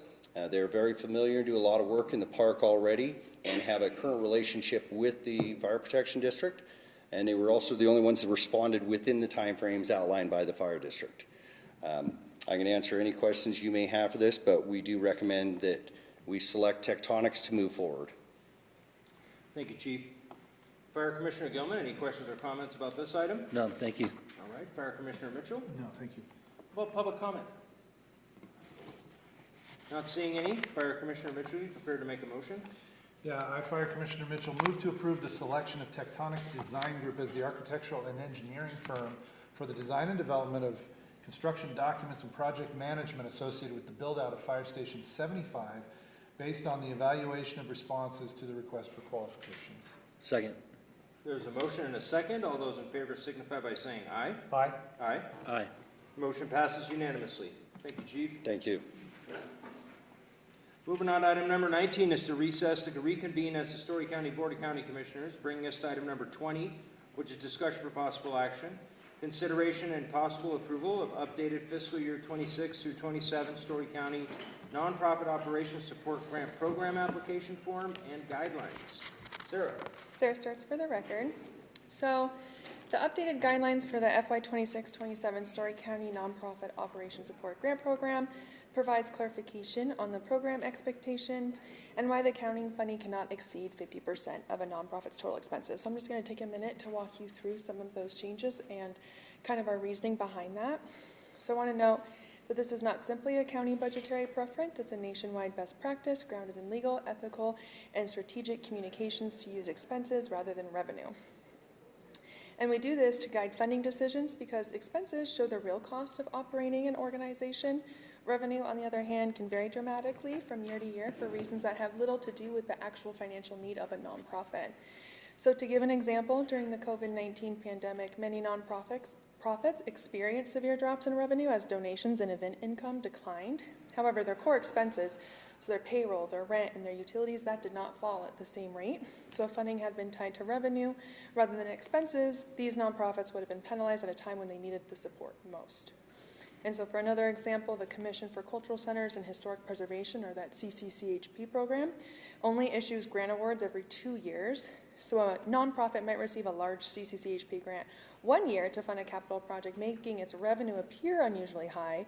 So if the county bases this revenue on that organization's revenue for that year, you're going to have 1 year where you can request a lot more than for the following year.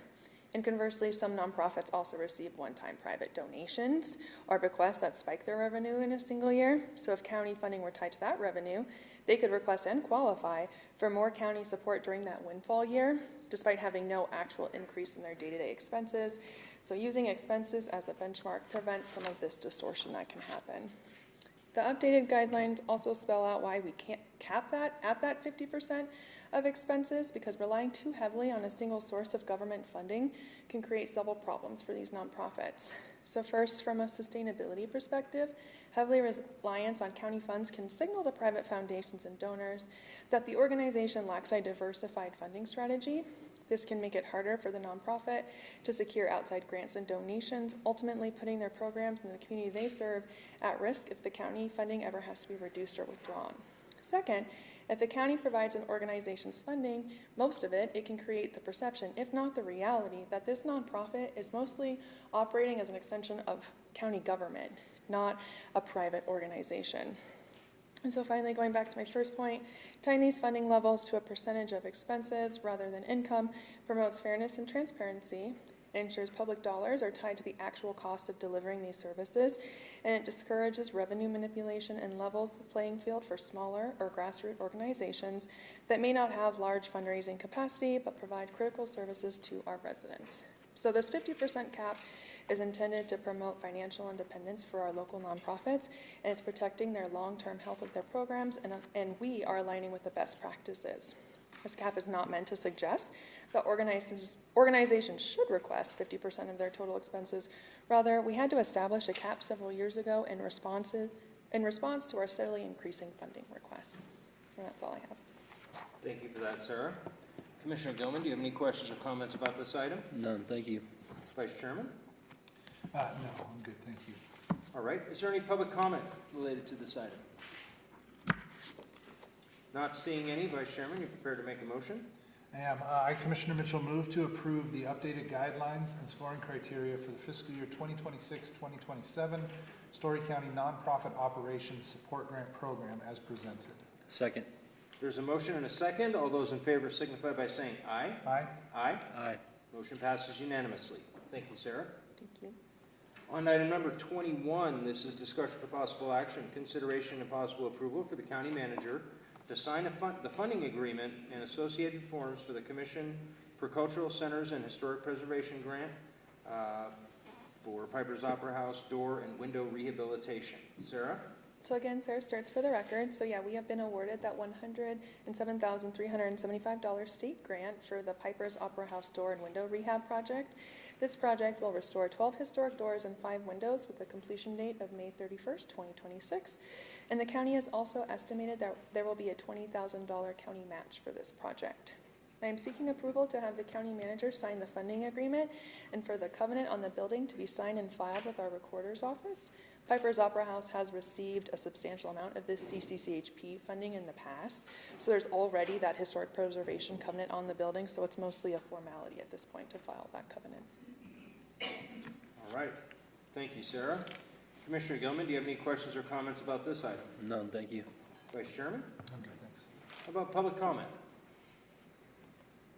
Not seeing any. Vice Chairman, you prepared to make a motion? Yeah, I, Commissioner Mitchell, move to approve the county manager to sign the funding agreement and associated forms for the Commission for Cultural Centers and Historic Preservation Grant, CCCHP-23-11, Piper's Opera House door and window rehabilitation. Second. There's a motion and a second. All those in favor signify by saying aye. Aye. Aye. Aye. Motion passes unanimously. Thank you, Sarah. On to item number 22, this is discussion for possible action. Discussion of possible direction to county staff to review and propose future board consideration, possible code amendments and fee amendments or reductions related to Storey County codes, including Chapter 5.04, business licenses, Chapter 5.12, sale of alcoholic beverages, and Chapter 8.28, special events. Laura? Thank you, Laura Mather for the record. I have a couple notes here, so let me get ready. Okay, so I have 4 agenda items that are related to fees, both for our citizens and our businesses. The goal of these items is to reduce fees and simplify regulations for our citizens and our businesses, in particular small businesses. So today I'm requesting guidance or direction or possible approval on the very first step of this lengthy process. So each one of these 4 agenda items are just the first step. So I want to make sure that what staff has been doing is in line with your direction.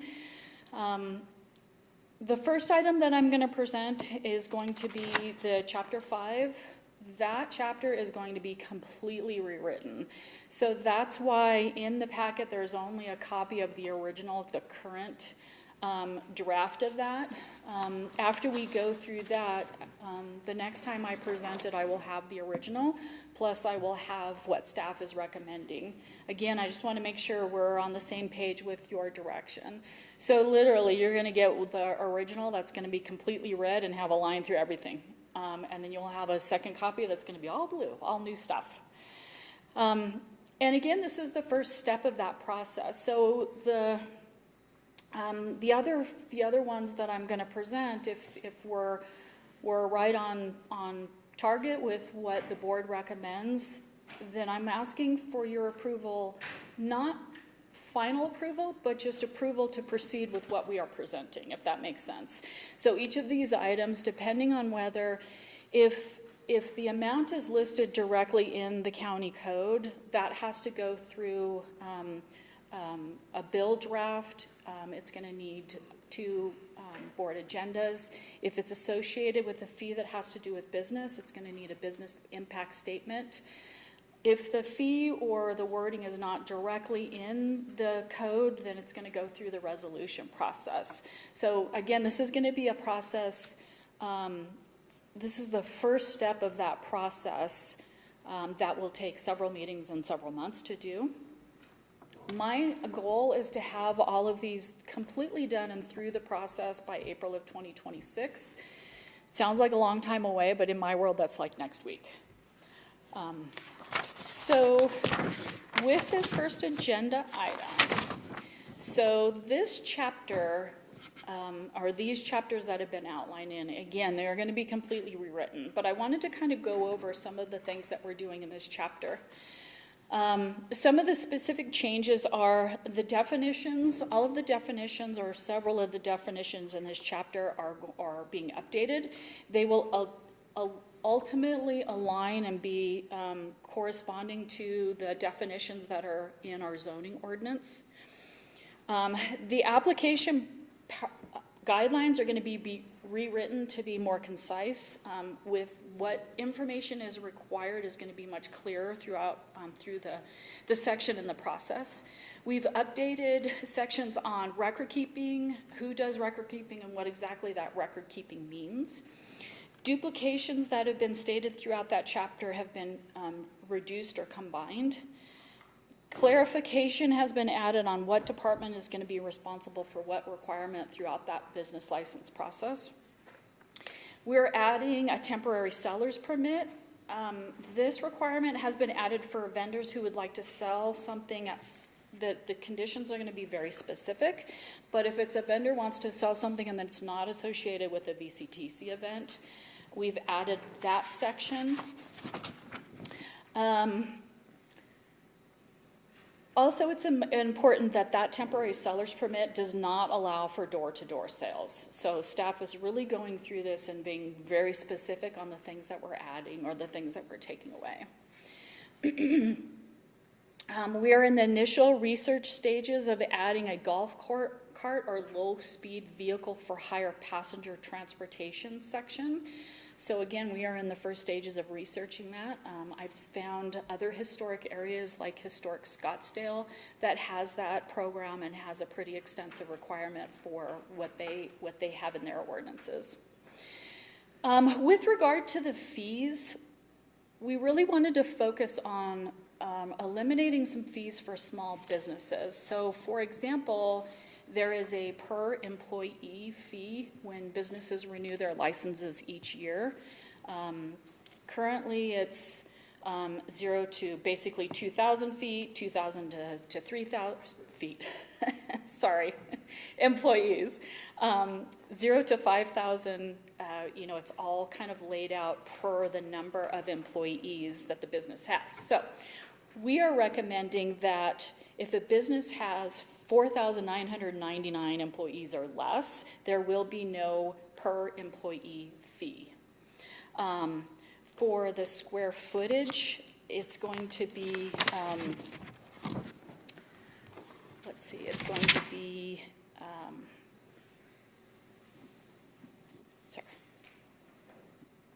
it's going to be 5,000 square feet or less is going to be no charge, and then above that, there will be the regular charge per square feet. And I apologize if I rambled through that. So basically what we're trying to do is eliminate the per employee fee and the per square footage fee for smaller businesses, whether that's 50 employees or lower, or 5,000 square feet or less. Apologize for the confusion on that one.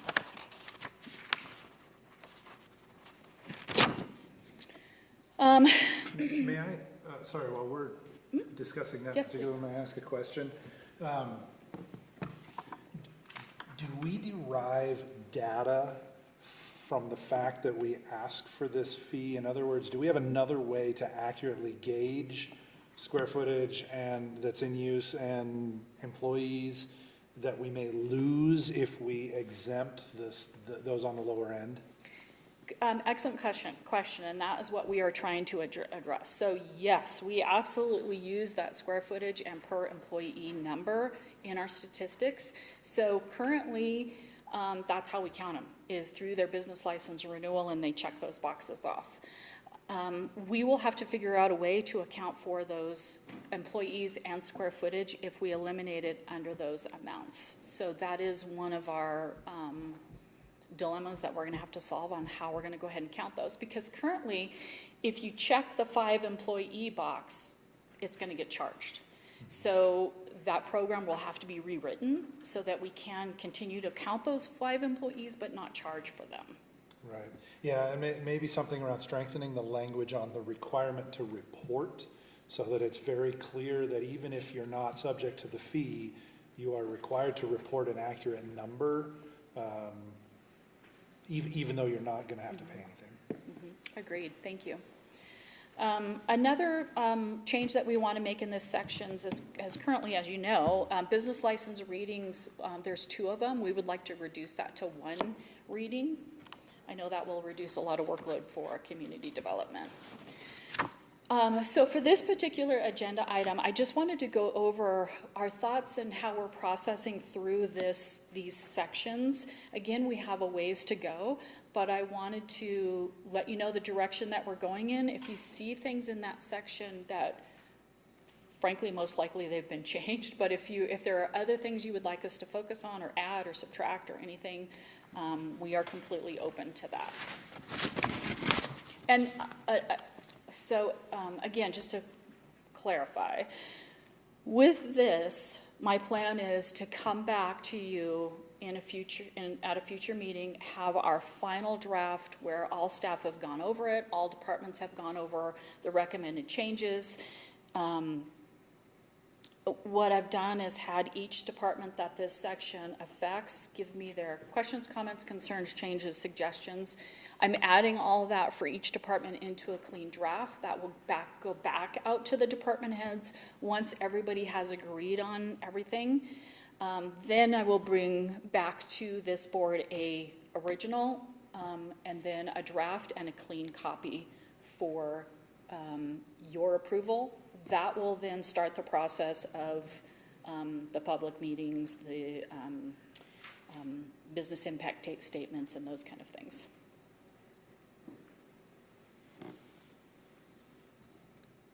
End of my report. All right, thank you. Commissioner Gilman, do you have any questions or comments at this time? No, not at this time. I look forward to seeing what you come up with. Thank you. Great. Vice Chairman? I had just one question, or maybe it's just to point out, you had mentioned a seller's permit. It's kind of a temporary seller's permit. Recently, kind of a gray area came up, and I just want to make sure that it's addressed, and that has to do with someone who rents a facility that may be overseen by the VCTC for some sort of an exposition or a haunted house or something like that. There seemed to be a little bit of ambiguity on whether they needed to acquire a permanent business license to do that and pay for the attendant fire inspections and other things.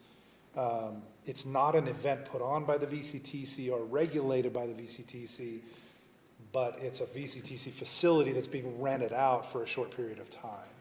And so I believe that should fall under, if the owner of the building, if they're renting it out, typically would be responsible for making sure it's up to code and doing whatever. But it's kind of a gray area because it's not an event from a tourism perspective. It's a private event, if you will. But in this case, they would be charging admission and so on and so forth. So just some clarity around if someone is renting a facility to hold an event, well, where they will be charging or making money. Is that covered under the VCTC event permits or licensing, or would they need to come to the county to get something? Okay. Thank you. I will clarify that. That's an excellent question. Yeah. I hadn't thought of that one, so thank you for that. And then I just had another comment, and that's kind of for us to think about. I've been thinking a lot about, we have different fees for different types of businesses, and as we're looking at, well, how do we make it fair? Are we charging extra for certain things? I've just been trying to wrap my brain around the philosophy behind why we charge these license fees and why we would charge different license fees. And I certainly support, kind of from a philosophical perspective, reduction where we can and simplification. I'm not really, I think in the past, possibly one of the philosophies that was behind the different fees was the idea of the fees supporting a particular county department's operations. And I'm not really in support of that as a philosophical consideration for us, that we're like, well, is this paying for the time of the people to process the stuff? I don't think that we're kind of asymmetrical where we get our money, where we give services. I don't think we're at that point right now. But there are two other kind of things that I was thinking about with this and some of the other sections. And one is higher fees as a control or a break on the number of businesses. If that's philosophically something we're okay with, right? Like, do we have a higher fee because we don't want everyone and their brother filing for one because it may have impacts or whatever? If you make it too easy, then people will willy-nilly go file for a license to go do that when maybe they shouldn't. Maybe it takes a little more consideration. I don't know if that's proper or not. But then the other one has to do with higher fees based on impacts or potential impacts. Like if a business potentially has more impacts, more calls for service, more whatever, is that philosophically a reason for us to keep a higher fee for a certain type of business? So anyway, those are just my thought processes and things to be thinking about as they come back with some suggestions. Like, what is the right philosophy around, do we keep any of these fees higher? Does everyone go to $25 like the basic business license, because we're not taking any of that stuff into account? I don't know. It's not an answer. It's just kind of a thought that I had. No, Commissioner, that's actually a really good point, and that's something that we are addressing in this chapter. And it's the next agenda item where I talk about that a little bit more, about those prices and, or sorry, those annual renewal fees. But that's an excellent point, and we are looking into that as well. Anything else? Nope. All right. Is there any public comment on this item? Not seeing any. Vice Chairman, you prepared to make a motion at this time? I'm happy to, Laura, just with a little bit of clarification, because on this particular item, I don't think there are any specific proposed changes. I mean, you talked in kind of general terms about some of the direction that you're going. Is there a specific direction you want me to go with the motion for this particular item? So, yes. So, it could be. I would say just be part B of the motion. Correct. Yes, Yeah. and yes, Part B would be great, because we do have a lot more to do on this. Yes. Okay, very good. So I, Commissioner Mitchell, move to direct county staff to further review the ordinances and return to the board with recommendations to reduce or eliminate certain fees and improve the clarity and efficiency of related requirements and procedures. Second. There's a motion and a second. All those in favor signify by saying aye. Aye. Aye. Aye. Motion passes unanimously. On to item number 23. This is discussion for possible action. Discussion and possible direction to county staff to review and propose for future board consideration possible code amendments and fee amendments or reductions related to Storey County Code 5.04 business licenses, section 200.E.3 fees and exemption from fees for fortune telling and palmistry. Laura? Thank you. Laura Mather for the record. So back to the discussion on fees. So in January 2024, this board approved several of the annual business license and renewal to be reduced. So basically, in January of 2024, even though it's not reflected in the current draft of, or the current copy of the county code that you have, this board approved pretty much all categories of business license that are under community development to be dropped down to $25. The Sheriff's Department fees, for the most part, stayed the same, because there's a lot of additional, there's background investigations, there's additional work and requirements that go along with that. Now, the fortune teller section is actually kind of its own little subsection that's text. It's not really in the table. So that was not changed to $25. That was left at $700 annually. So even though that's part of that Chapter 5, I pulled this out to make it its own agenda item because, again, in January 2024, all of the standard business licenses were reduced down to $25 except this one. So in the section, you know, again, it's its own little section. It's that fortune tellers, astrologer, clairvoyant, medium, palmist, and phrenologist, and others who profess to foresee the future. $700 per year is the fee. Fortune-telling license shall be approved at the sole discretion of the County Board of Commissioners.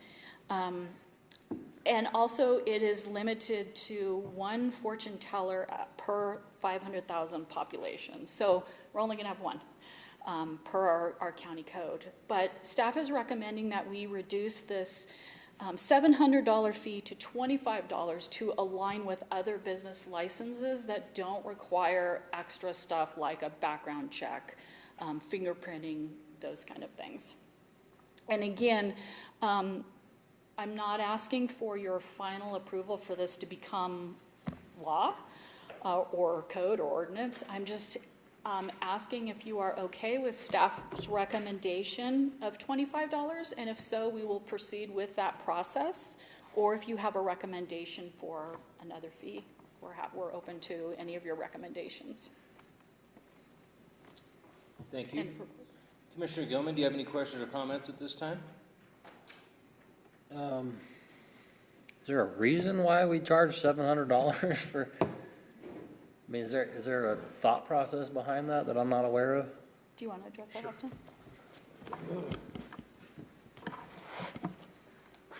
Austin Osborne for the record. To answer your question, Commissioner, yes. In the past, there was some philosophical reasons why this and certain other uses were charged significantly more.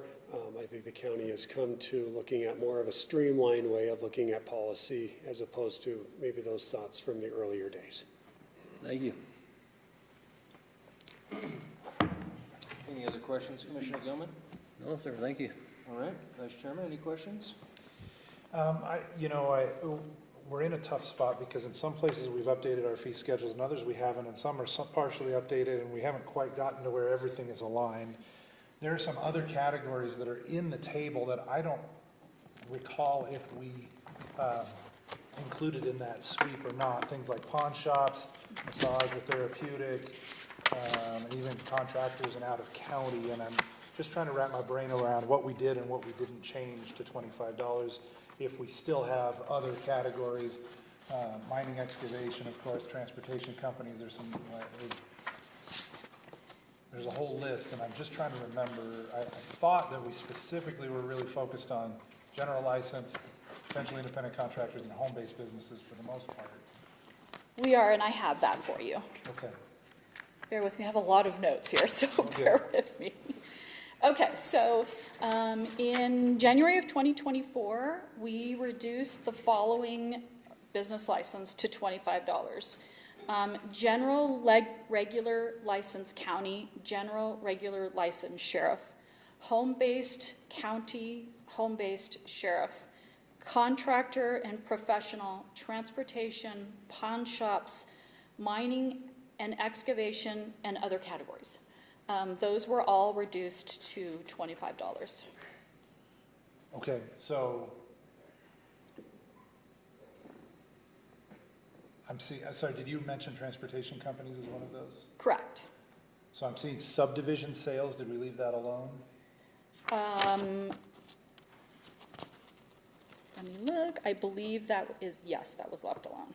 And escort services? Those are all under the sheriff's office, so most of those have been left because they require additional workload or requirements. Okay. So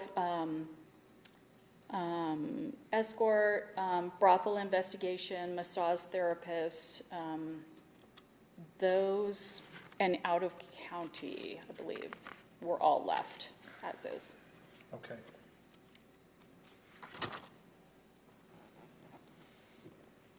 Great, thank you. Well, yeah, I don't know if I have any specific comment on fortune telling and palmistry. I think if we're cutting everything else that are in county businesses, I think it's probably right to do the same there.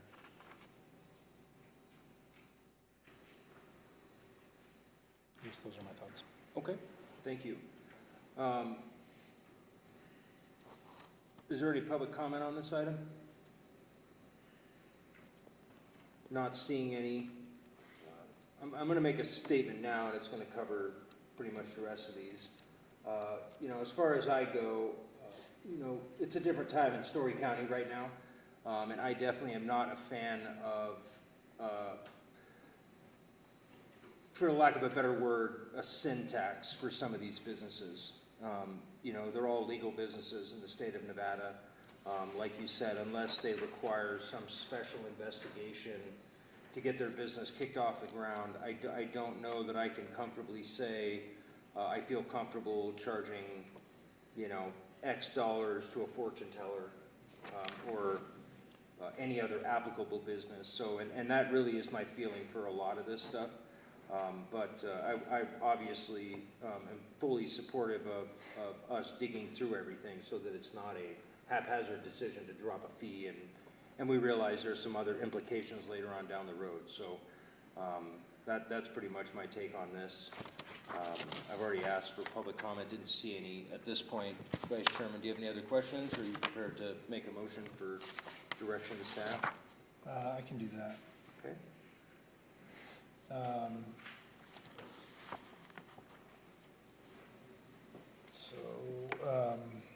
On item 23I, Commissioner Mitchell, move to direct county staff to further review the ordinances. I'm sorry. On this one, I think we can proceed with the proposed, right, as presented today. Laura Mather for the record. Yes, if you're if good we're with the in favor. $25, then I will proceed and start the process with that $25 change. Okay. My last question is, no discussion around changing the limit on the number of these businesses? Now's the time, if you would like to have that discussion, that we can allow for more per population. I might want to add to some history of that. Sure. Okay. Austin Osborne for the record. The question is, you know, should we look at changing the number of the fortune tellers in the county? I have to go back and look at some detail, but there was some negotiation that occurred when we developed Title 17 with regard to these uses, including reaching out to the existing business. At one time, they were the only one allowed, and the fee for them was substantially more than it is now, even more than $700. So there was some discussion about, you know, why are we only allowing one? Should we allow two or three or something? So there was a distance required that essentially would facilitate 1, 2, or 3 of them in Virginia City, depending on where they're situated. And what those folks did not want, they've been operating maybe since the 60s, and definitely since the 70s. They said, we don't want one right next door to us, and there was some other considerations. So those discussions happened probably around 2009, 10, right around in there, to get it to where it is. If there was to be a change in that, subject to legal and some other things that might come to play, but I would ask that there would be continued outreach to that company that still exists, even though they're not operating, at least to revisit that conversation, especially since they've been paying this fee. Reducing the fee to a base number and making it consistent with other things, maybe it's appropriate that it's just, you know, everything is consistent. You know, 2 candy shops can be next to each other, 2 fortune tellers can as well. But I just want to at least give you a little bit of that history of where it is today, and if it was to be changed, I think there should be a little bit of exploration on how to approach that. That's all. So just to make sure I understand it, I thought I heard Laura say we were limited to 1 in the county. Has that been changed to where it's just a limitation on distance? I thought, and I'll have to go back and look at it, I thought it was 1 per 5,000 people. Okay. So I remember at the time we were running around 4,000 people. Currently we're running around 4,000 people. So there would be another 1,000 people to be had, or 6 or 7 or so, before another one may be eligible. I'd have to go look at that again, but I am trusting Laura, you know, on that. So there would be that caveat too. You're welcome. And is there currently a distance restriction as well? Correct. So it's a per population restriction and then also a distance restriction in place. Yeah, and Laura might correct me. I think it's 1,000 feet. Is that right? I did not see any distance restriction. I only found the population. Okay, it might be under Title 17 and zoning, so we'll take a look at that again and see if that, what it is and if it needs to be amended. And do you want to come on? Yeah, come on, okay. We're going to bring the expert in planning. I know we had those, Kathy, I know we had those kind of distance restrictions for brothels, and I'm curious if maybe it's something similar for. Yeah, thank you, Austin. So Laura Mather for the record, really quick before Kathy speaks. So I want to clarify too that whatever, even if we simply change the fee from 700 to 25, because it's related to businesses, because it is an impact, whether positive or negative, there will be the business impact statement process. So that will be publicized in public and all of that kind of stuff. So if the board decides to make any changes to the number, that will give everybody an opportunity to talk on that, because that will be made public. It will be before 2 different board meetings. So whatever is decided, whatever is directed for us to proceed will be part of that impact statement, so that the businesses that are affected can be part of the process.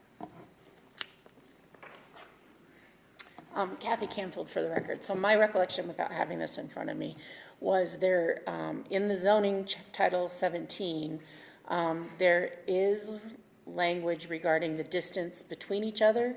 There's language regarding the distance between, like, I think it's the school, maybe a church, just kind of those types of things. There isn't a number that it's limited to how many are in town. So there's distances between each other, but that's only in Title V that it talks about how many per population. Okay, thank you. And the reason I'm asking all these questions is I struggle a little bit with, on one side, I want to be fair to all businesses. I don't want to impede their ability to conduct business. At the same time, I don't want to necessarily throw the doors open and kind of look at, I see fortune telling and palmistry as fairly benign, but if it goes into the matters of the occult or something like that, I don't know how we deal with that as a government entity and have the freedom without necessarily anyway, that's what I'm trying to balance out, is treating businesses properly and the way that they should be, and at the same time not encouraging things that I don't necessarily see as positive. So finding that right balance is where I'm at. Is there any public comment on this item? Not seeing any. Vice Chairman, are you at this time prepared to make a motion? I think so, and I think in this case it would be more the option A, right, to proceed with the proposed? I'm comfortable proceeding with the proposed and simply basically modifying the dollar amount. Mm-hmm. I don't feel that we need to tear it completely apart. Sure. I'm comfortable with it as it is. And again, a reminder that that's just to start the process, that it'll have plenty of public input and process after that. So, Commissioner Mitchell, move to proceed with the proposed changes to Chapter 5.04, 5.12, and 8.28 of the Storey County Code as presented today, specifically in relation to fees and exemptions from fees for fortune telling and palmistry. Second. There's a motion and a second. All those in favor signify by saying aye. Aye. Aye. Aye. I'm sorry. I think I made the motion on the wrong sections. Yes. Thank you. Sorry. Didn't scroll up. Scrolled up, not down.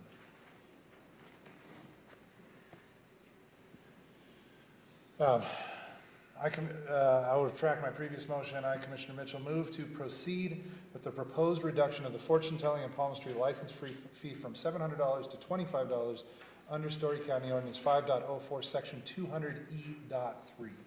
I'll still second it. Thank you.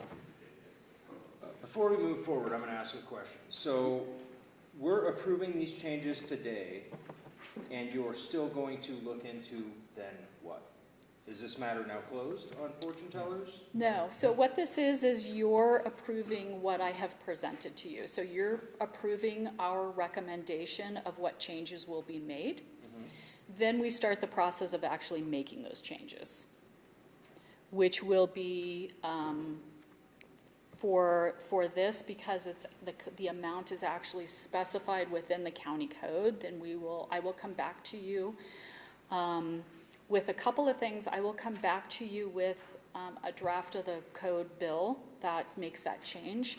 I will come back to you with a draft of the business impact statement and the agenda language. So the next step will be for you to approve the business impact statement with the recommended changes and the language of the bill. So there's still time to make changes or make recommendations when I bring back the actual draft of the formal documents. So what I wanted to make sure today was that the board is okay with the changes that staff is recommending. Meaning you're good with the change, or come back later on and have different amounts. So for example, if you wanted us to reduce the fee from $700 to $50 instead of what I'm recommending of $25. Right, I understand. So where I'm now confused is, you've suggested changes, we agree to the changes you made, you're just simply going to formalize it from this point forward. Correct. We have more steps we need to go through to actually change the law. I understand that. Initially, for the previous one, it was, let's look in and dig in to make sure there's nothing we missed. On this one, we are approving your changes, and then you will move forward with making this official. Correct. The research portion of this is done, so to speak. Correct. Now it's going to be draft. That's what I wanted to clarify. Okay. I apologize, Commissioner, for not being clear on that. So yeah, so then I will start with the drafts of the formal documents that will go through this process. Meaning you're not going to spend any more time digging into fortune tellers and palmistry. Correct. Perfect. So there is a motion and a second. All those in favor signify by saying aye. Aye. Aye. Aye. Motion passes unanimously. Thank you. Moving on to item number 24, discussion for possible action. Discussion and possible direction of county staff to review and propose for future board consideration possible code amendments and fee amendments or reductions related to Storey County Chapter 5.10 Cannabis. Laura? Thank you. Laura Mather for the record. Mr. Chairman, I'm going to ask, is one member, do you all three of you feel comfortable speaking on this item here? On cannabis? Yeah, or do any of you feel like you should take action to disclose or abstain? I'm comfortable. I'm comfortable. Okay. Okay. Thank you. Thank you. Laura Mather for the record. The powers of the Board of Commissioners to license, tax, and regulate cannabis and cannabis products, production, registries, and establishments are contained in NRS 244.35253. This section authorizes the board to impose a license tax fee or tax fee for revenue or regulation as a flat fee, a percentage of gross revenue of the cannabis establishment, or a combination of both. So NRS allows for the county to tax a cannabis establishment on their gross revenues up to 3%, but it does not give a minimum requirement. August 3rd of 2021, the Board of County Commissioners approved a business impact statement. In that statement, the revenue from this 3% fee was estimated to be $500,000 annually.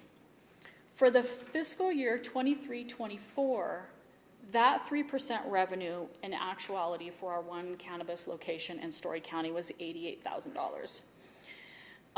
So as you can see, the revenue is not even close to what it originally estimated. I did some research on surrounding counties. All of the other counties where I found regulation, they also have that 3% gross revenue tax.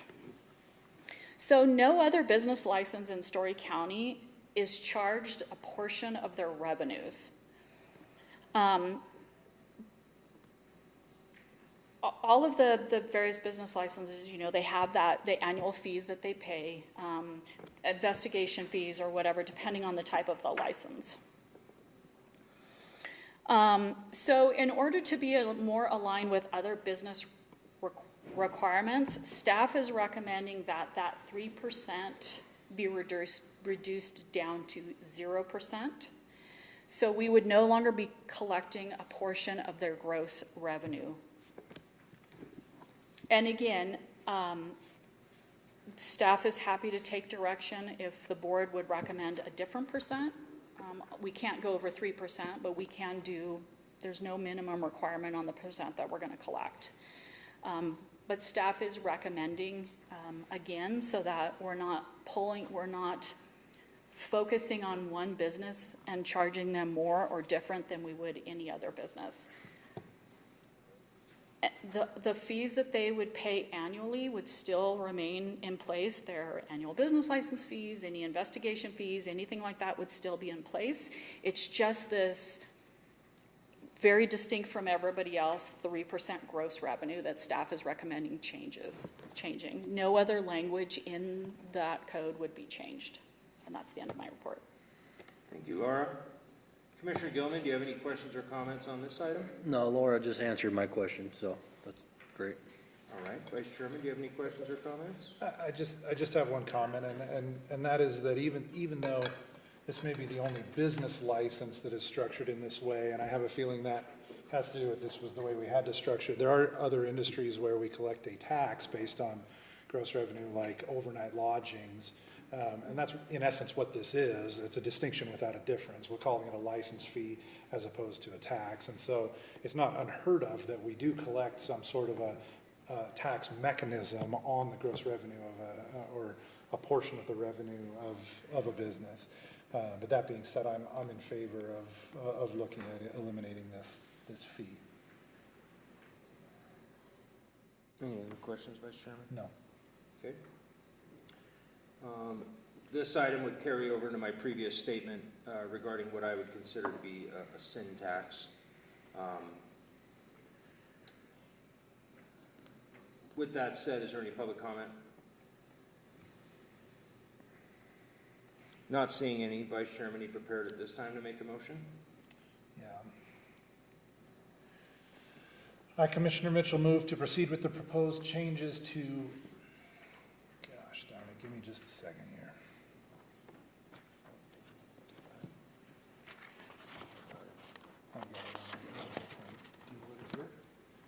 No, I got it. I just was on the wrong item. Move to proceed with the proposed changes to Storey County Ordinance Chapter 5.10 Cannabis as presented today, period. Sorry, I left it hanging. Second. There's a motion and a second. All those in favor signify by saying aye. Aye. Aye. Aye. Motion carries unanimously. On to item number 25, which is discussion for possible action. Discussion and possible direction to county staff to review and propose for future board consideration possible code amendments and fee amendments or reductions related to Storey County Code Chapter 5.16 brothels.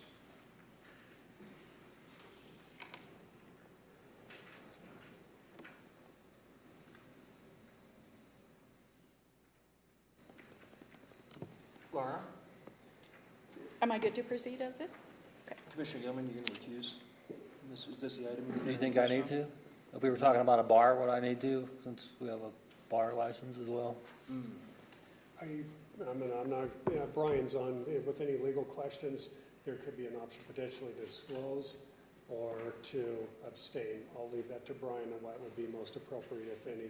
I know in the past, sometimes a bar owner would say disclose, but I feel like I can go ahead and have this conversation or whatever.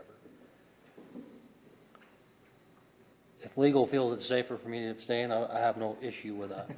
Legal's always going to say it's. Brian, can you hear that? I did hear the discussion, and Commissioner Gilman, ultimately that decision is up to you. Clearly, if you believe that you have a financial pecuniary interest in the outcome of the decision, abstention is clearly the safest method. If you do have one, and you have potential pecuniary interest in this issue, and you feel that it's not direct enough, disclosure would be very appropriate in this case. So I would leave it to you. I would at minimum disclose, if not abstain from this. All right, out of abundance of caution, I will abstain from this item. All right, noted. Laura, would you care to continue? I would, thank you. Laura Mather for the record. Chapter 5.16.130 allows for the county commissioners to set by resolution a monthly licensing fee, but does not set the amount. This is set by resolution. Currently, the one brothel in Storey County submits $6,875 monthly for an annual total of $82,500. Commissioner Mitchell, I appreciate you clarifying that we do charge some other businesses like hotels taxes. My statement is not completely accurate that this is another business that's paying this fee. That's not really in line with the rest of the businesses in Storey County. But kind of going along with where we have gone with the other ones, for example, cannabis, we are recommending that this does not align with our business-friendly environment and how we want to help our businesses proceed and succeed. And so staff is recommending lowering this amount significantly, if not to zero, while it would still leave all of the other annual fees that they pay. So the annual licensing fee for brothels is $3,000. This does not include the employee fees, the square footage fees, which may or may not still be there in the future based on what we do with the first one, or any other licensing that the establishment has. So again, it's just that extra fee that we're recommending we remove while leaving all of the other fees in place. And that's the end of my report. Thank you, Laura. Vice Chairman, do you have any questions or comments at this time? I do actually, and Sheriff, if you don't mind me asking, I'm just curious about the amount of work, how much of that is covered by investigation fees, just trying to understand kind of the impact, kind of going back to my thought about philosophy behind what we charge, and just trying to understand impacts in relation to what we're charging.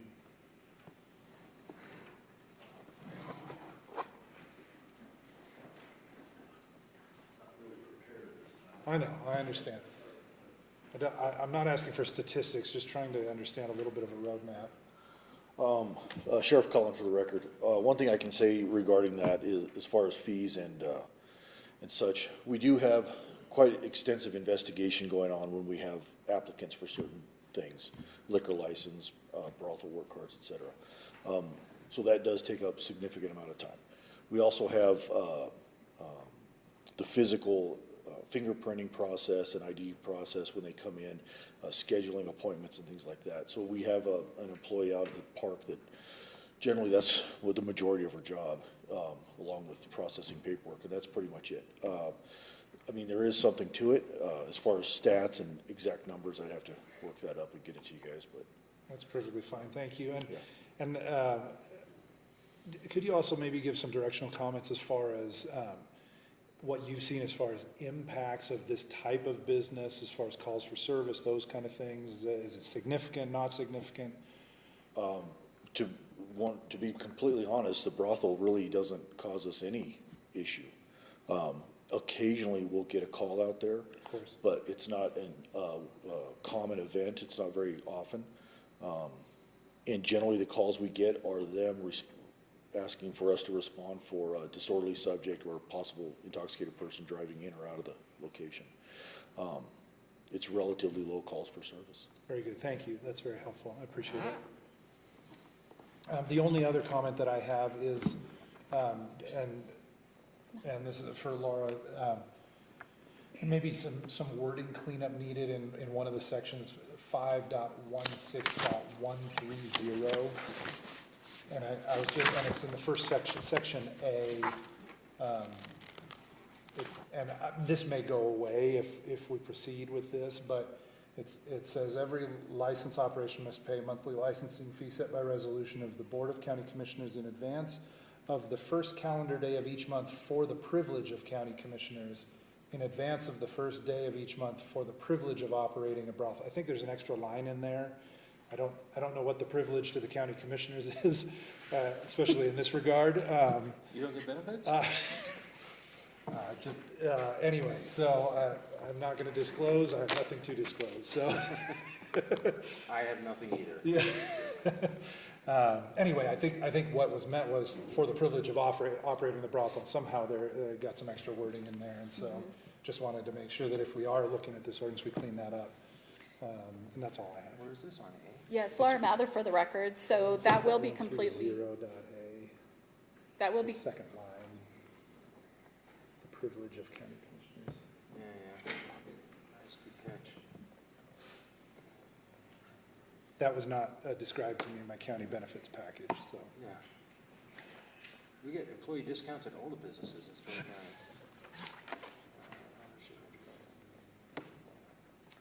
Laura Mather for the record, so yes, that will be rewritten based on your decision today, your direction today for me. So again, just Commissioner Carmona, I apologize if I was not more clear, so I want to make sure I'm clear for this. So depending on your decision with this one, my first agenda item for Chapter 5, we're going to continue our research and continue rewriting that and figuring out what the best is for the county. For the fortune telling and the cannabis, I will proceed with the process based on your approval of the direction that we're going with those. And then this one as well. Yeah, thank you for that. I wanted to make that distinction regarding these agenda items. So, and I'm sorry, just to make sure I'm clear as well, this one, there is not a specific recommendation. This is a continue to study and bring back a specific proposal? No, staff is recommending that we reduce that 82,500 to zero. And again, the annual fees for the people that work there, the brothel management, all of those annual fees renewal fees will remain in place. It's just that monthly tax. Okay. So the proposal, and I'm sorry, maybe I missed it because I'm not seeing any red lines or any wording to that effect in the item here. So the reason, Laura Mather for the record, the reason why you're not seeing in the actual ordinance is because it doesn't specify. It just says the board can charge. Set a fee. It doesn't say what it is, so there was nothing for me to redline. Got it. And so that's what we're looking at. There is a separate license application fee. Correct.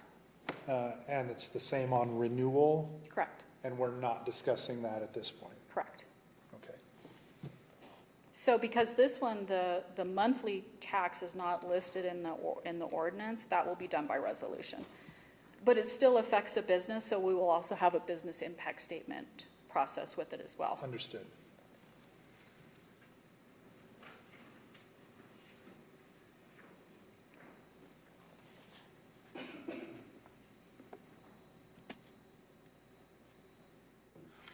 Where did we leave off? You had questions. I didn't have any questions at this time. That's where we're at. Just Okay, is there any public comment? All right, not seeing any. Vice Chairman, are you comfortable at this point to make a motion? Yeah, I think I can, and I think I'm just going to be a little more clear than adopting the changes proposed today because I don't see it.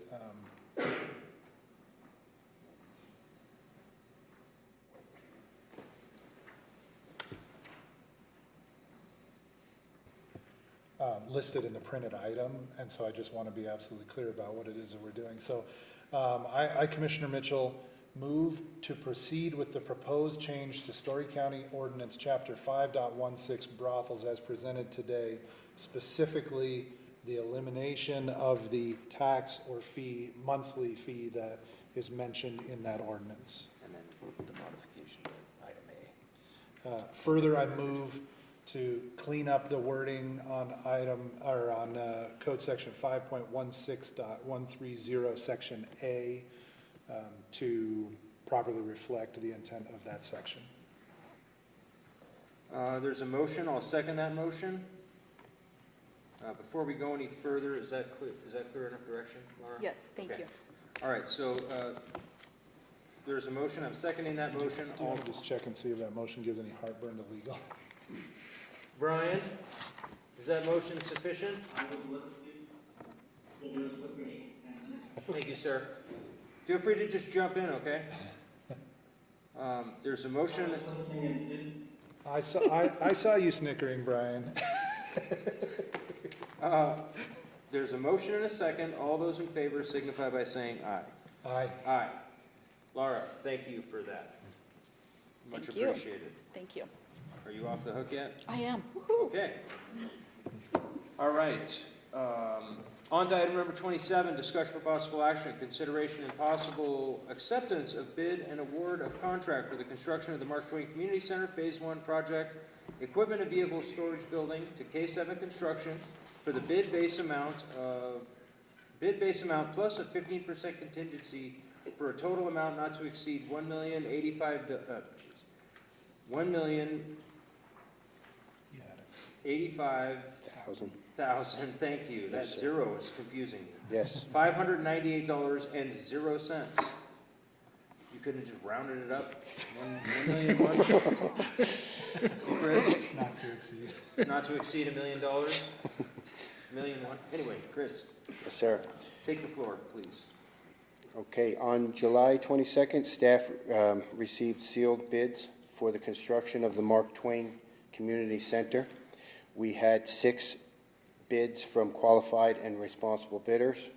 After staff reviewed all bids, it was determined that K7 was the qualified low bidder.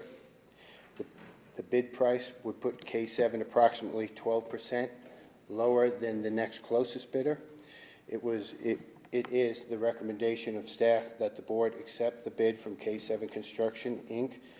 and award the contract for construction to them. Thank you, Chris. Is that the end of your report?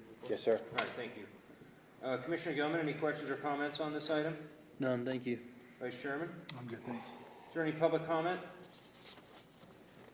Not seeing any. Vice Chairman, are you prepared to make a motion at this time? Yeah, I, Commissioner Mitchell, move to accept the bid from K7 Construction, Inc. and authorize the county manager to sign a contract for the construction of the Mark Twain Community Center Phase 1 project for an amount not to exceed $1,085.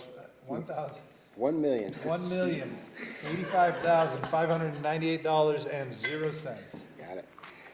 I'll second. There's a motion and a second. I've been redeemed. All those in favor signify by saying aye. Aye.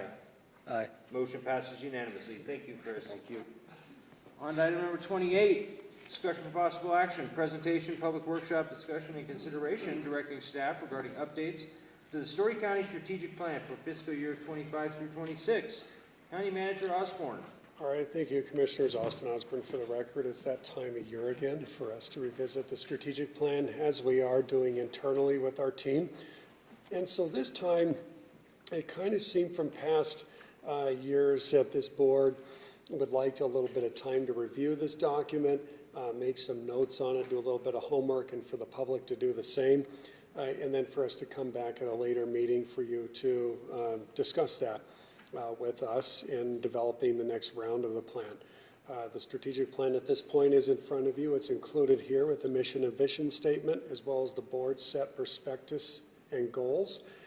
With each of those, I kind of, as a convenience for you all, put a SWOT analysis on each of them.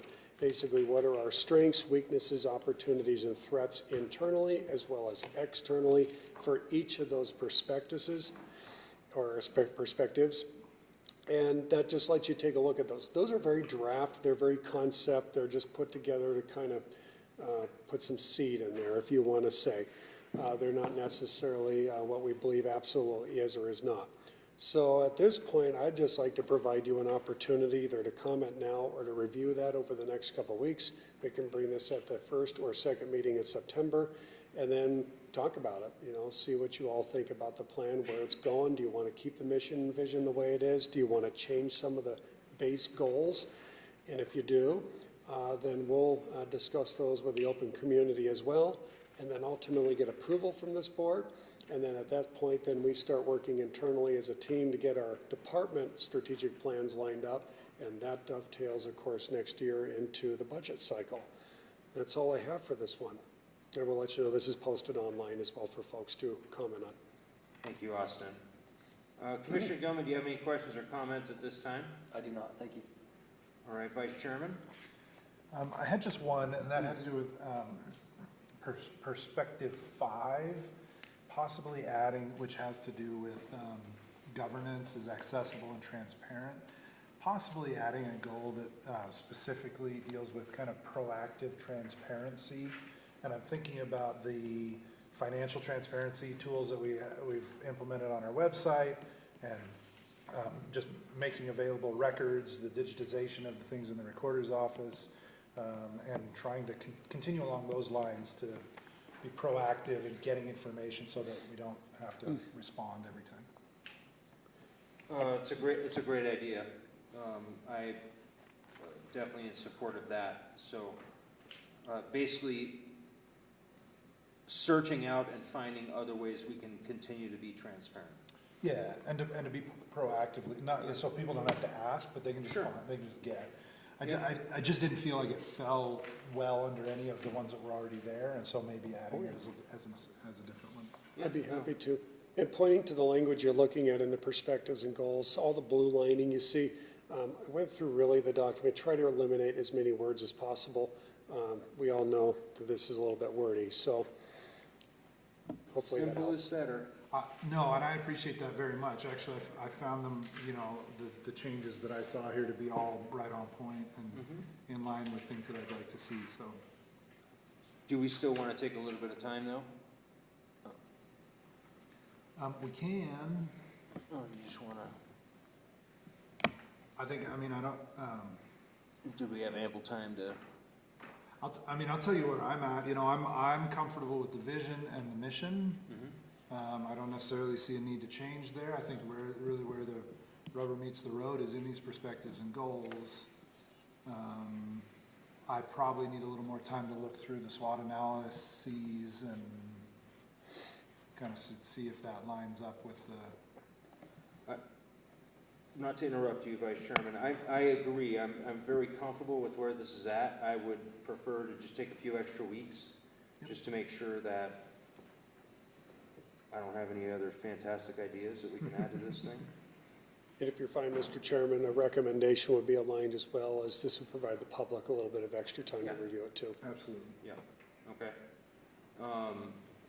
Vice Chairman, any questions or comments? No. No, you're good. All right, I don't have any. Is there any public comment at this time? There's talking back there. You guys don't want to... About the SWOT analysis? Yeah.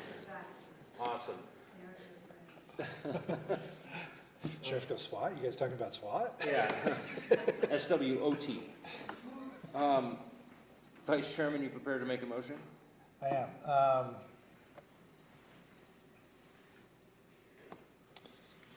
I think this amendment is sufficient. Yeah, Austin. I mean, or the motion is sufficient as far as amend it, bring it back.